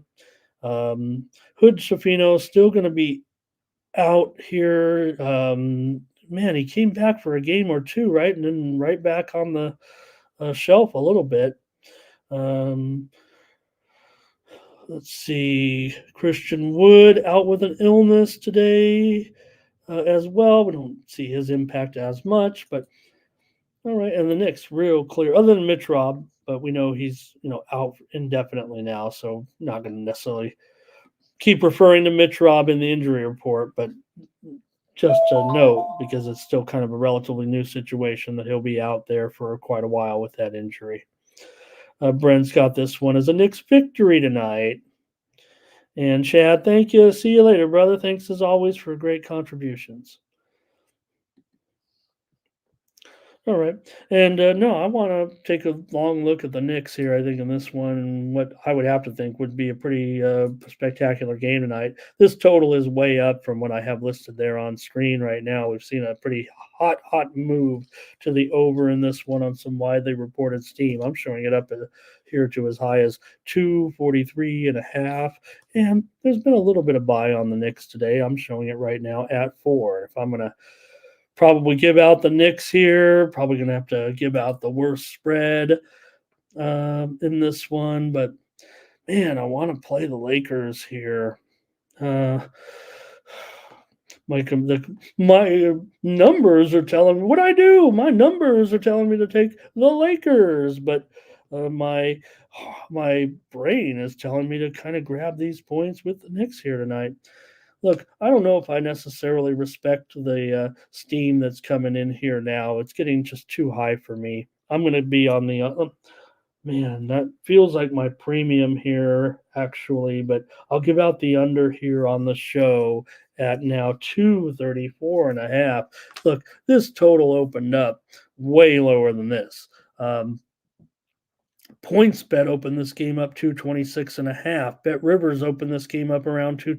This is, I don't know exactly, but around there. I'm just looking at some earlier line moves on this game, and PointsBet had it 226 and a half. Bet Rivers had it 228. Bet MGM had it 226 and a half. SIA out of Canada had it 227 and a half. DK had it 229. It just keeps going up. And, why? I mean, can you guys tell me, why? Look, I'm supposed to tell us why. And the Knicks are playing some overs, but the Lakers are 3-10 to the under at home this season. It's one of the strongest marks in the league. So the Knicks have gone under in 7 of their last 10. They've gone over in 7 of 12 on the road. Give me the under tonight. I got to go under now if they're going to steam it up like this. And so Brent says, I think what Brent's saying is keep an eye on the game and maybe bet it live here. But I don't run for injuries. That's for sure. And I think it's often I'm kind of that stickler guy on these streams a little bit, right? Where when Mike, are you out there? When they get, not you per se, but when some comment, get out of control a little bit, you don't want to. Oh boy, he was gonna go out there and get hurt. I don't like that. That's crummy, man. Know too many guys in life that've gotten hurt. Sucks. All right. Hey, Solo on the under. You and me, brother. Thank you. All right. Brent's got it. Looks like is an over here in a Knicks road victory. Okay, that's it for the NBA. Thank you so much, you guys. Appreciate you. Hey, we're gonna get to some college basketball right now. I got 3 or 4 games lined up where we're just gonna make some picks and maybe a trend or two, but mostly just some picks. We got to get this show over with. We're already at the top of the hour here, and uh, we're going to talk about the first game because it goes off in a half an hour here with college basketball. We got a day game. Let me bring it up here with Monroe and Jacksonville. And this one goes off in 30 minutes down in Jacksonville. Thinking about that football game last night in Jacksonville, why wouldn't Lamar Jackson have a field day in Jacksonville? Anyways, you got the Dolphins here favored by 5, and the total, call it 6, call it 6.5. I'm showing the total now down to 138. The widely reported steam here was I got it here. Let me get this for you. There was widely reported steam here on this game, both side and total, with a sharp move. In fact, it was. Well, I could be wrong, actually. Okay, no, okay, there was subtle movement in the game, and yes, some professional action, I would think, based on my market read, if you will. Of course, I mean, how could there not be? But very balanced, actually, from the Sharps here. It actually makes it quite. I'm scared. I'm balking here a little bit. It feels like at this one, I'm going to lay the points with Jacksonville. It's a runaway spread, not widely reported steam, but man, 6.5 now at some spots. I'm still gonna play this. I'm gonna play it at 6.5. Maybe you can buy this down a little bit. It feels a little bit scary here at this point, but go ahead, give me Jacksonville in this one. Look, Monroe. Oh, where is it? Here, the graphic. Monroe is not too great. We already see they're already 4-5 so far this season. The other thing is they just don't win on the road. I mean, they don't win. Period on the road. They're 1-4. They did win a game, but. They've won like one of their last 10 games on the road dating back to last season. I'm talking about Monroe here. Let me see what it was. Okay, they defeated Central Michigan. It was way back in the first road game of the season. They beat Central Michigan. They since came back. They've lost their last 2 games here to Sam and to Lamar on the road. They lost to Lamar by 24. They lost to Sam by just 1 point. That was a pretty strong effort, actually, from Monroe. But I'm going to go ahead and lay the points with Jackson. I'll even put a hook on there, make it a little bit tougher on myself because I do see 6.5 at one pretty square book offshore. And I'm going to look to take Jacksonville in this one. Monroe's gone under in 3 of 5 road games, but Jacksonville is 7-2 to the over so far this season. So okay, and that's a look at that first game. Let me see if I can do anything with the total here, with it being an early game, and if you're interested in the total. Let me see any picks from you guys. Darren says just Jacksonville. Poppy says I've got the under here in this one. Yeah, no, like I said, I mean, Jacksonville definitely going under. Monroe's an under on the road, but maybe I'll just leave. We did it yesterday, right, Poppy? You had the winner. I hope. I'm trying to remember now. I was like, Poppy's giving you the total and I'm giving you the side, and we won, right? Help me out, brother. What game was that? Okay, percent better. Here, he loves the under in that one. And Darren's going to lay. He's going to take it down. He's going to lay 4 points. Gamble, he was trying to talk. He's way ahead of us here, but I'll just. He says, "Does anyone think Alabama steamrolls Michigan, or is it just you?" Well, I will tell you this. I don't know if you like Dave Portnoy, but he's putting $1 million on the Michigan Wolverines. All right, Jeff. Okay, interesting, right? Yeah. All those 139s are starting to come out here a little bit. Bet online, 139 under 15. DraftKings under 139. So, all right, I'll just take Jacksonville. I better let's just roll with Poppy there, maybe on that one. Jimmy says, "Give me Monroe to cover this number."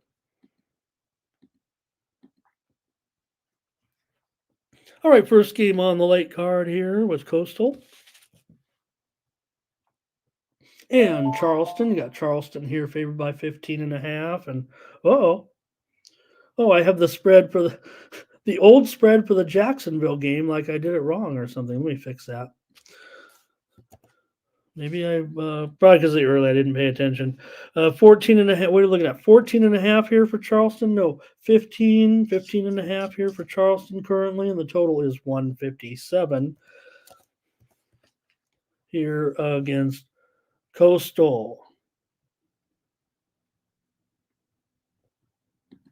Oh, there we go. All right, there we go.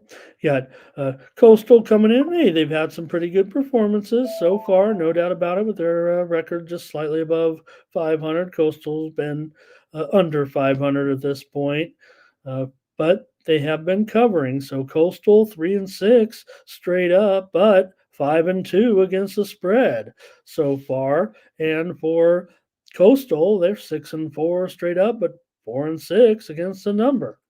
So a little bit of contrast there, covering, the close games. Close games is what kind of that indicates, but these two teams are separated by more than just a small part of talent here, it feels like to me.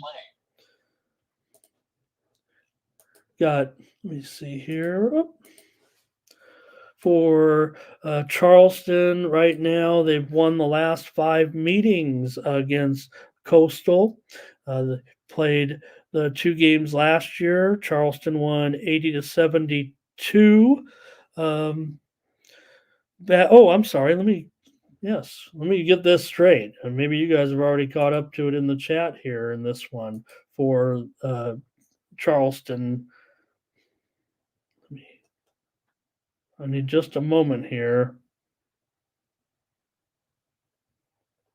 Oh, okay, here we go. So for these two teams, frequent opponents here. Certainly, they met back. I want to say on November. This thing says the 19th. It was okay. There we go. Had to bring it up on Ken Palm. Anyways, they met back on the 19th, and it was a victory for Charleston, 80-72. Coastal won that game. These aren't conference foes. They've just they're meeting. They're playing each other twice right now. So 80-72 in that one. Charleston did not get the money. They were an 8.5-point favorite on the road. The total in that one was 156, and it landed 152. Last year, the two teams met. Charleston won 83-69 in a meeting exactly 1 year to the day, pretty much. They played on December the 19th last year, and it was a 14-point victory for Charleston here at home. I'm sorry, that game was at Coastal. Tough to read that when you got CC and CC. All right. Oh, percent better is from. He's a percent better is a Chanticleer. He says he likes the under. in this one. And let me see here. I'm going to take a look at a little bit of market action. The widely reported steam did come in here big time on Charleston. It was 14 and a half up to 15 and a half, and the total was as low as 155 and a half now. And you see it here having moved yeah, considerably higher, I would say, at this point. On that widely reported steam. I know that Percent Better says he wants to go under. I'm not sure I can do it.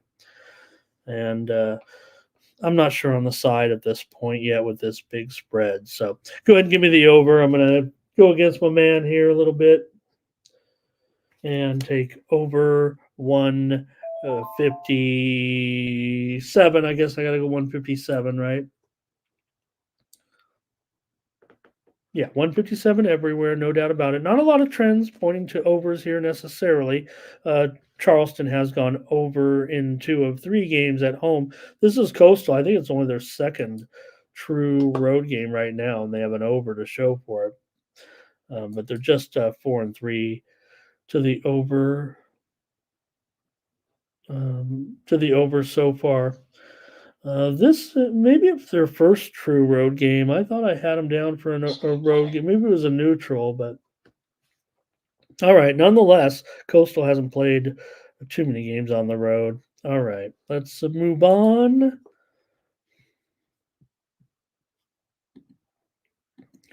With a couple more here. It's Duquesne versus Bradley in this one. So a unique setting here, no doubt. This one will be played. Quite frankly, it's being played in a high school gym.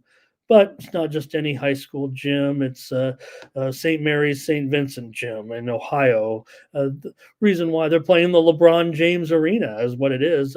It's not a high school gym anymore. They have a nice small arena for LeBron's, in Akron. I mean, this is a nice arena there here that these two teams. The thing is, it's not just some the Duquesne coach.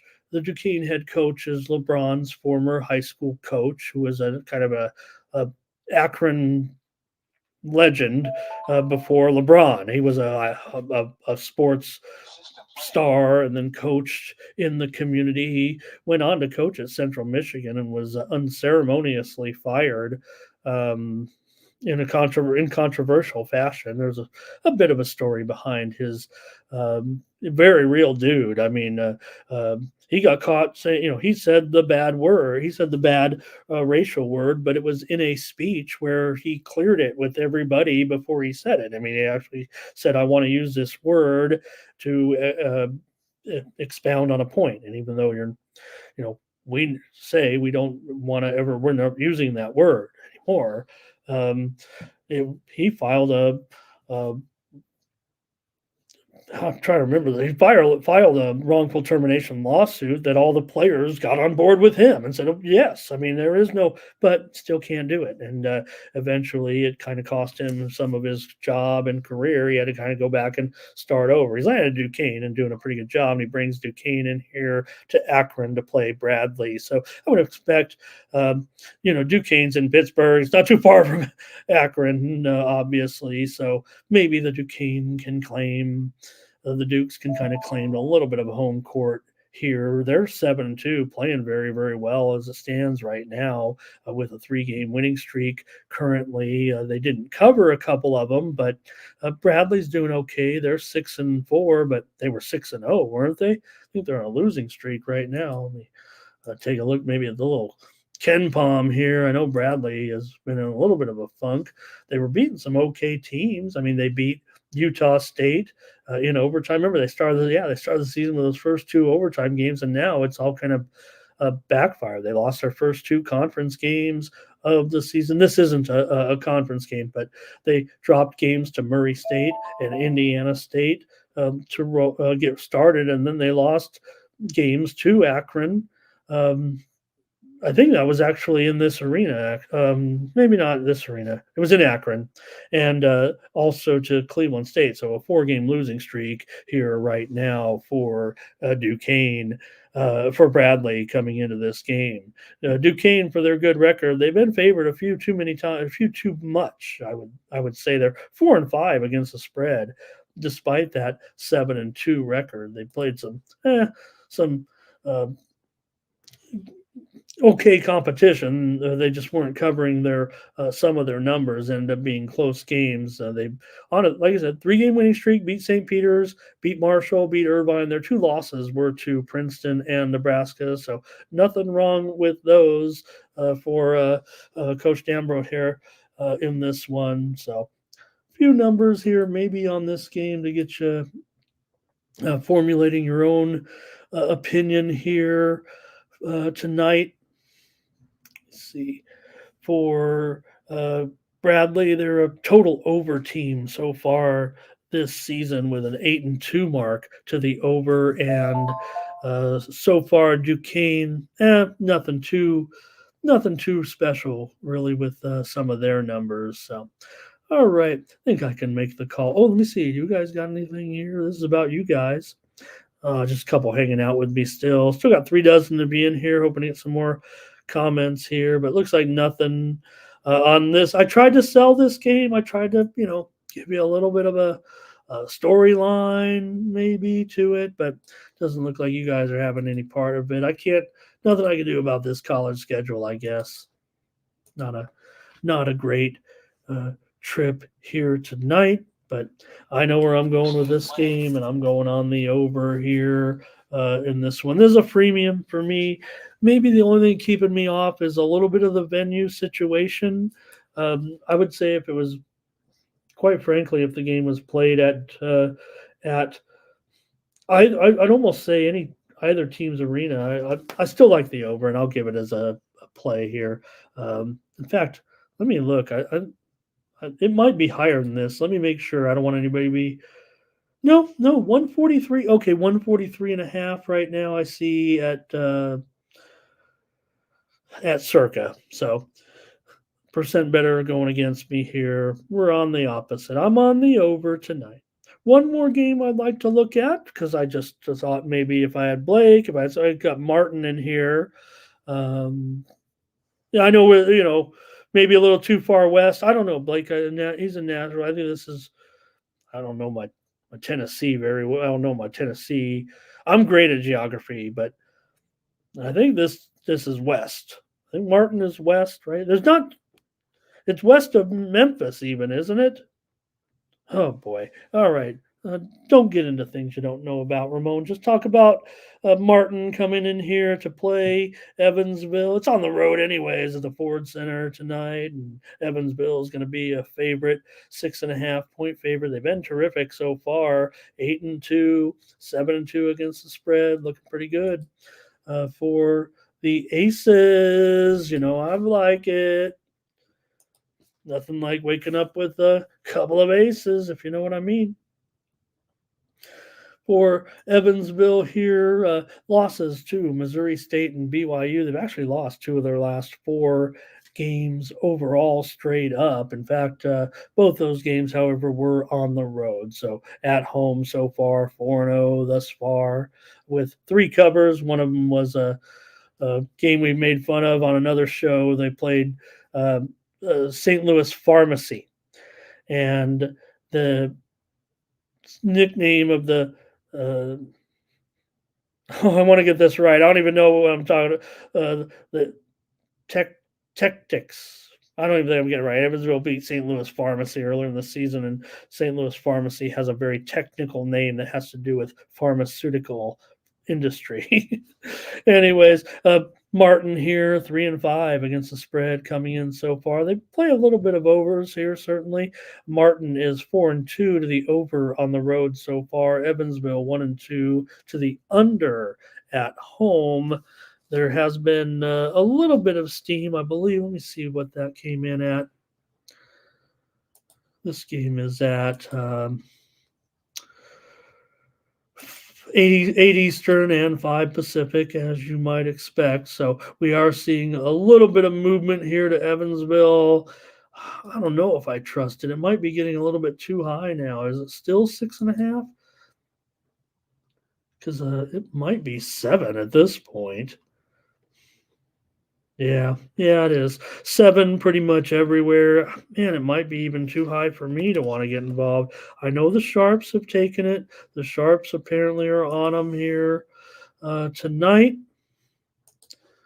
but I might be scared to a certain extent. I'm going to end up going over.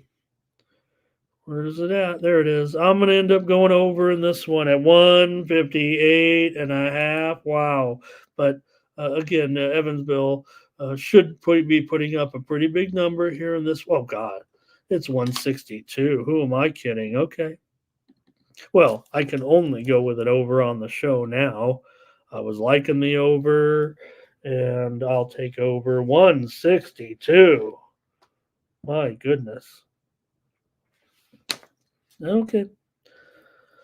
I wasn't looking under, that's for sure. Darren likes the Evansville percent better can get a better number than this. Poppy, there it is. He said he took under the big number. Uh-oh. Maybe I better reevaluate. I thought I was being cool going over 158. I hadn't even checked what time did that oversteam what time did that oversteam come in? Okay. 5:13 in the morning my time, so I'd already typed in the lines into the computer, but I missed the move prepping for the show in other ways. So, all right, Poppy, you and I are on the challenge, I guess, there in that one. But I don't feel that comfortable. I liked the over. I still am going over. I'm getting the worst of it, sir. You're getting the best of it in that one. All right. Well, I think I had one more for you, if you'd like.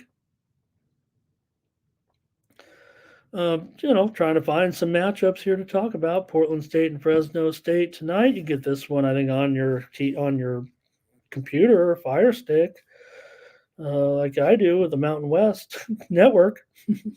Maybe it'll be the Pac-12 network. Who knows? All right, in this one, you got Fresno coming in. Been just a bit, maybe a disappointment thus far. Portland State's been pretty darn good. Fresno here, 3.5.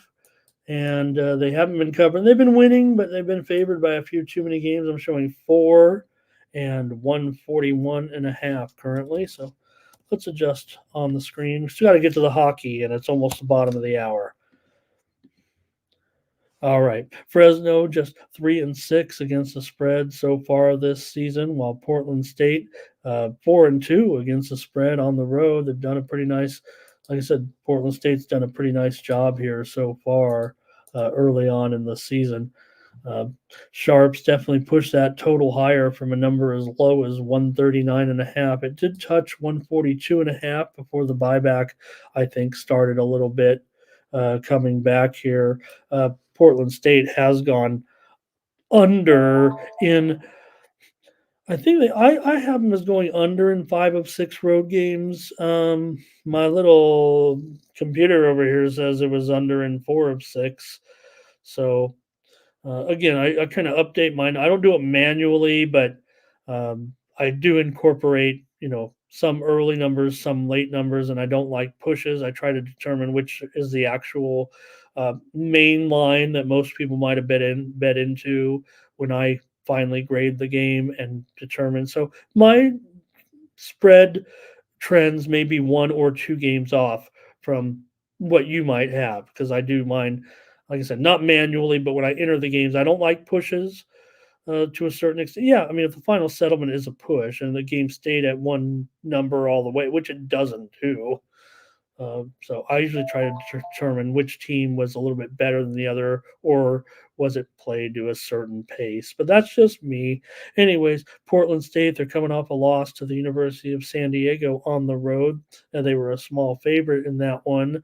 69-65. The Toreros won. They also lost at Washington State here. So they're kind of concluding this trip here down south with a stop off in Fresno. Total has gone over in 4 of Fresno's last 6 games at home currently. Fresno's 6-2. Let's see, 5-1 or 6-2. straight up at home. I just want to see real quick. This is still a pretty closely rated game, obviously. Okay. At home, they're on a 3-game winning streak here at home with wins over Idaho State, Pacific, and Bakersfield. They also beat Morgan State. Oh, they beat Fresno Pacific. So maybe I just wasn't including that one in there as they open the season with the D2. But Fresno State here certainly been able to win games, not necessarily cover each and every time. And man, I would expect them though to be able to get this done. Quite frankly, I'm gonna have to lay it. I'm gonna lay it, and I feel like it's a freemium here. I think they can get this one by half a dozen points today. I like Fresno to win, probably in an over. Is what it feels like to me.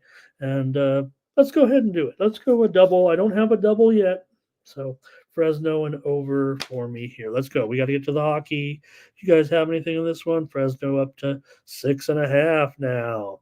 Jeff says Fresno didn't shoot that well against San Diego. All right. Poppy's ready to fire on that game. 3 minutes, you guys. 3-minute warning here. Wrong game there, but that Monroe Jacksonville game is about ready to fire. So we're going to get to the hockey though right now. Just want to take one more look at that total in the game and see if anything came in late. Yeah. Well, within an hour ago, but that's a tough one. Okay. Mike, were you here? I had that one wrong, man. Good thing we got some of the other FCS right. What was I think? I was just all caught up in the Albany. They had no experience in a matchup like that. That was not Ramon Scott like. Okay, let's finish it up. Let's get it done here. Hockey. Ducks today on the road. Hey, we had the Ducks yesterday. Come on. Who was with me on the Ducks? We were so on the Ducks. I mean, I know we said, puck line, let's make sure we win, but I thought the confidence level of your handicapper was totally there. And quite frankly, you look at the move.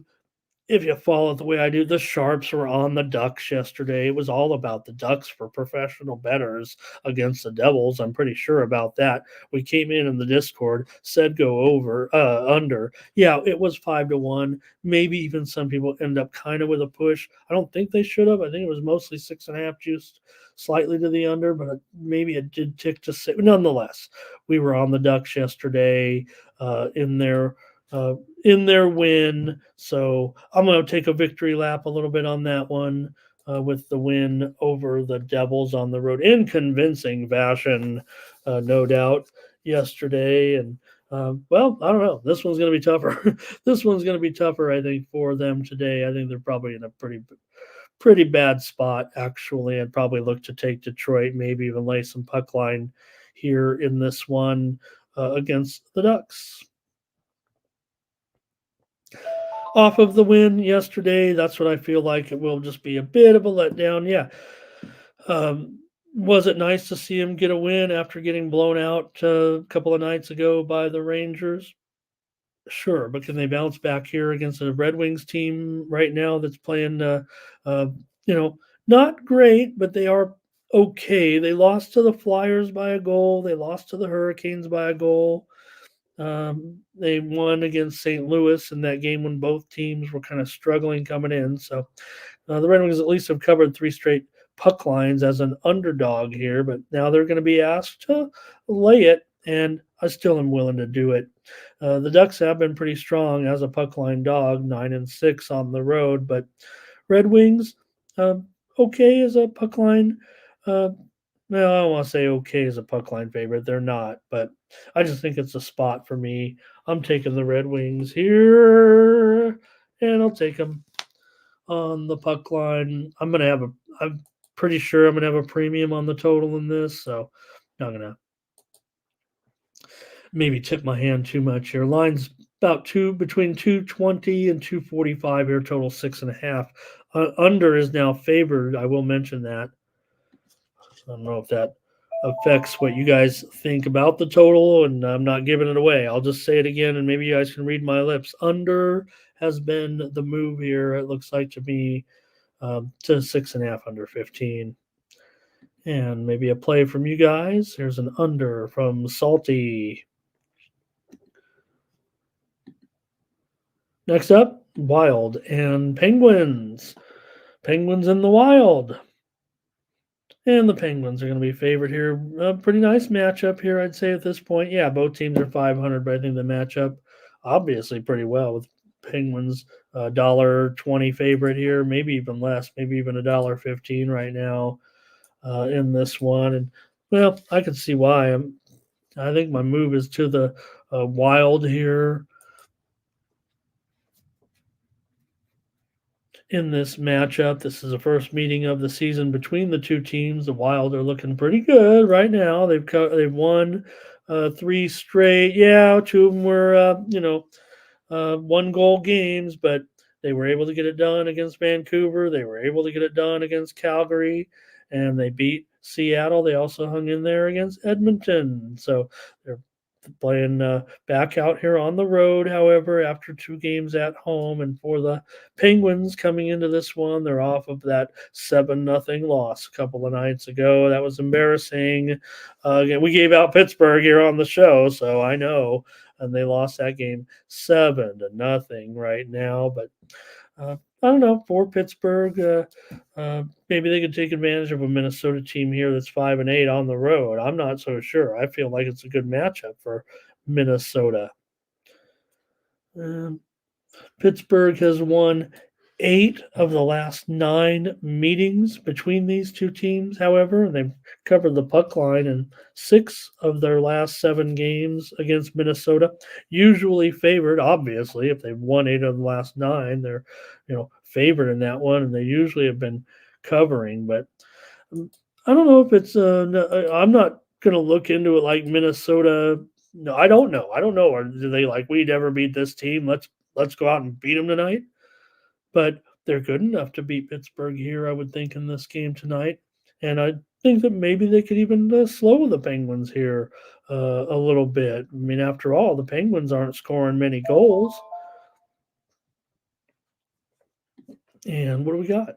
Darren says, give me the Wild on the money line. Timmy's on the Wild as well. Well, if you guys are on the Wild, I want to be on the Wild. Like I said, I think they can, hold Pittsburgh. I think there will be some volatility if there ends up being a low scoring game. I mean, I've got this one in the 2-1, 3-1, 3-2, 4-2. That low score, right? Pittsburgh 2-8 to the under in their last 10 games, and Minnesota's 3-6-1 to the under in their last 10 games. So definitely 2 teams that are going under. Minnesota's also gone under in 4 of their last 5 games. I will say 5 of the last 6 meetings between these 2 teams have gone over. The one that went under was their last meeting, but it was, like I said, way back in April of last year. They haven't met so far this season. Ray's got the under. I think I like Ray's play there, but just not sure. Give me Minnesota. You guys convince me. Team Steam, baby. Let's go with Minnesota tonight. That's a consensus, it feels like. All right, Canadians and the Jets. Montembeault and Hellebuck in this one with my Canadians here. A big dog on the road. Of course, the Jets are, looking pretty good here. They're up. Oh my goodness, Bovada. Bovada is going to be always a little high on the juice. Certainly, hey, when I say one square book offshore, you can bet I'm talking about the big B in that one. They're up to 260 right now. Forget those guys, as we might say here. Hey, do the Habs have a shot to win this game tonight? Maybe to pull off yet another surprise victory like they did against the Islanders the other night? I don't know. I'm all about my Canadians, but it does feel like it's going to be a tough matchup here against Winnipeg tonight, and I don't like their chances. But I was wrong in the Islanders game, I think. Montreal 4-8 to the under on the road so far this season, and uh, they've done pretty okay here against uh, 6-4 on the road, right? So they've actually done pretty well away from home. Montreal, four of their last five they've won four of their last five on the road, but Winnipeg's won six of seven right now. Obviously, looking pretty great. Yeah, they lost to San Jose, so that kind of stands out, but came back to beat the Kings, came back to beat Colorado for the second time, in 10 days. They beat Colorado. So, uh, Winnipeg looking strong here and now laying a big, big number. Yeah, and Salty says the Jets are just flat out better than the Isles. So don't take that. People, are like I was watching last night. Some of my guys over there, they are ready to start fading these Isles right away. So there's no doubt. And Timmy says, "Is it a Jets letdown spot?" And because Habs fans will come in to that game. Well, um, you look at the series. Montreal's won the last two meetings. They've already played once this season, back on October 28th. It was at Montreal. Montreal got a 4-3 victory in that one. But I know where this one's headed, you guys, and that's headed south. This one I've got to think is a pretty strong under. Look, it's already 6/20. It was 6.5 under. I don't think there's anything I could do about it now. If you want to go grab 6.5 at minus 135 or 140, I wouldn't even be opposed to that. I've got to think this one has an under for me, with Montreal not scoring enough for me here, probably against Hellebuck in this one. And maybe the Jets will be able to get the money here, but for me, I'm going to go under the 6 tonight. Couple more here, I think. We've got the Kraken and the Stars with maybe a couple of backups here in this one. Well, I don't know. Decord's starting to get more and more action, isn't he? Right? Feels like he's started in just as many games at this point. I almost want to check the goalie full stats here coming into this one, with Dallas here, big favorite, $1.85 or so, and the total 6, maybe 6/20. Maybe it's actually starting to move a little bit lower for the most part here for Dallas here at this point. Now, look, the 9 of the last 10 meetings between these two teams have gone over. Dallas has gone over in 5 straight games. They've gone over in 5 straight games at home. The Kraken even has a more of a tendency to go. They've been going under of late, but on the road they're still 8-7 to the over.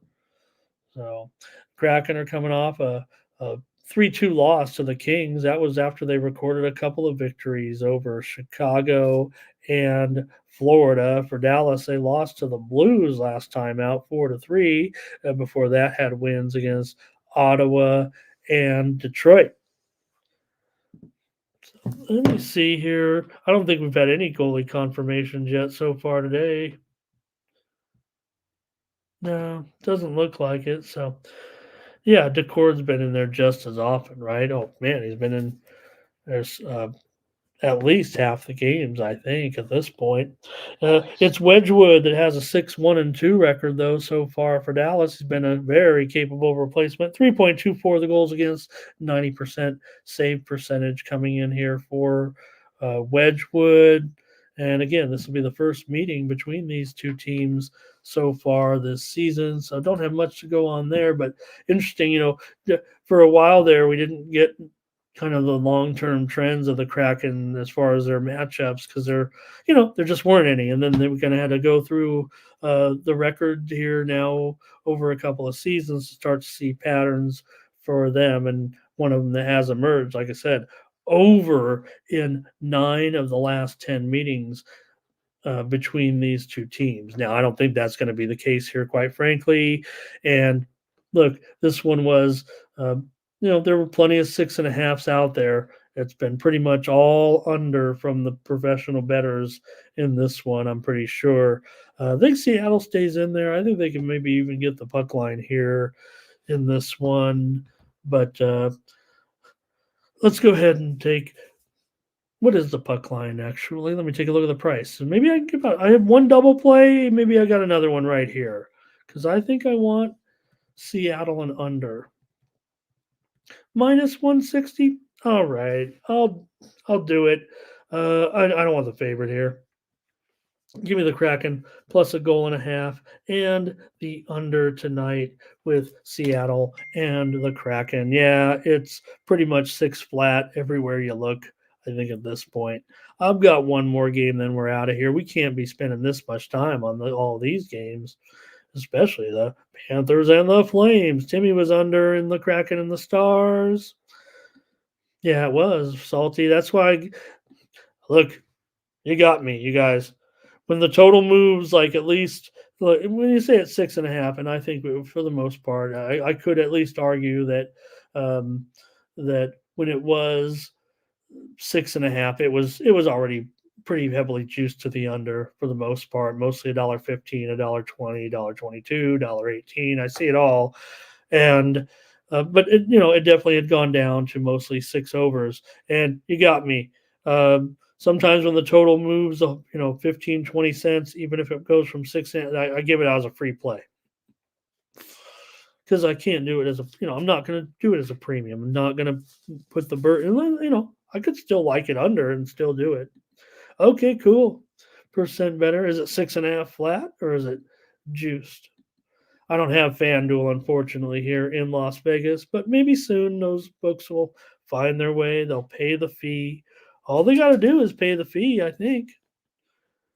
Go past the commission and all that, $1.28. Yeah. No doubt, Salty. That's what you got to do. You got to bet them early. And again, everyone wants to wait until they have the goalies, they have the personnel. My job, or depends how hardcore you are, right? The more hardcore you're trying to project who's going to be in goal, project who's going to be injured, so you can get the right line. If you're waiting for the guy to be out of the lineup, yeah, the books are going to know before you. So your guy's not in the lineup, uh, you're going to get a worse price, or vice versa. Okay, last game, and we'll be out of here. Panthers, Flames.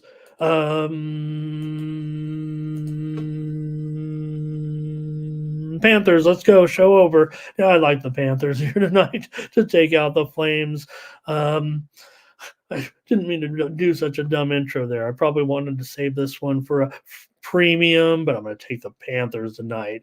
Keep this little situation going. I think the Panthers are playing, pretty well, certainly of late. In Calgary, they've given a few back here after their surge. But Florida, they lost two straight, and they came back and beat Edmonton 5-1. This is a long road trip. Fifth game of the road trip now. They have wins over Columbus and Edmonton. They lost to Seattle and Vancouver, but for Calgary, they're finally got a win by beating Tampa Bay here last time out. They were on a losing streak before that. So I think Florida comes in here and actually gets the win. They are 9-6 on the road so far, but most interesting to note for me is Florida 14-6 as a favorite this season. So that's been pretty strong. Meanwhile, Calgary, a team that, they're 7-14. So they're kind of, their number falls right in line as a dog. They are 7-10 straight up as an underdog. 7-6 again, 7-6 at home. So, thanks, Poppy. They've gotcha. Okay, that's interesting to note. I don't know what Boyd, if they are an app or tied in with some other app, because I only have uh, stations. The only places I have right now accounts here are stations, um, South Point, and Circa. So I don't know. I'll look into that, or if you have something, you can send me some. You're busy. You're busy, my brother. Mike's on the Panthers here in this one. I'm on the Panthers in this one. Let's get out of here. The Panthers. Calgary has won 6 of the last 7 meetings between these two teams here at home. And note on some of these trips, I'm still on the Panthers, but I'm just saying, uh, you know, you could look at like, well, look, you got Eastern Conference team. They only come here once a year, so what really is 6 of 7? But again, to me, on some times on these type of notable trips, right, it's even more noticeable maybe than when you're playing your division team. When you're division team, you might get mixed results when you have these kind of trips, you're always kind of taking the same patterns or staying at the same locales. It could put you into a situation where maybe that team doesn't get into a certain city until a certain time and they are just in a funk. The practice time is different and it doesn't work out. But nonetheless, Calgary's won 6 of the last 7 meetings here. Total has gone over in 8 of the last 9 meetings here in Calgary between these two teams, but should be noted that Florida, that big under right now, under in 8 of their last 9 games on the road for the Florida Panthers. All right, that's going to do it, right? Did we get it all done? Thank you very much. 2.5 hours of action here with me on the show. Appreciate you guys very much. Let's go. For Tony'sPicks.com, I'm Ramon Scott.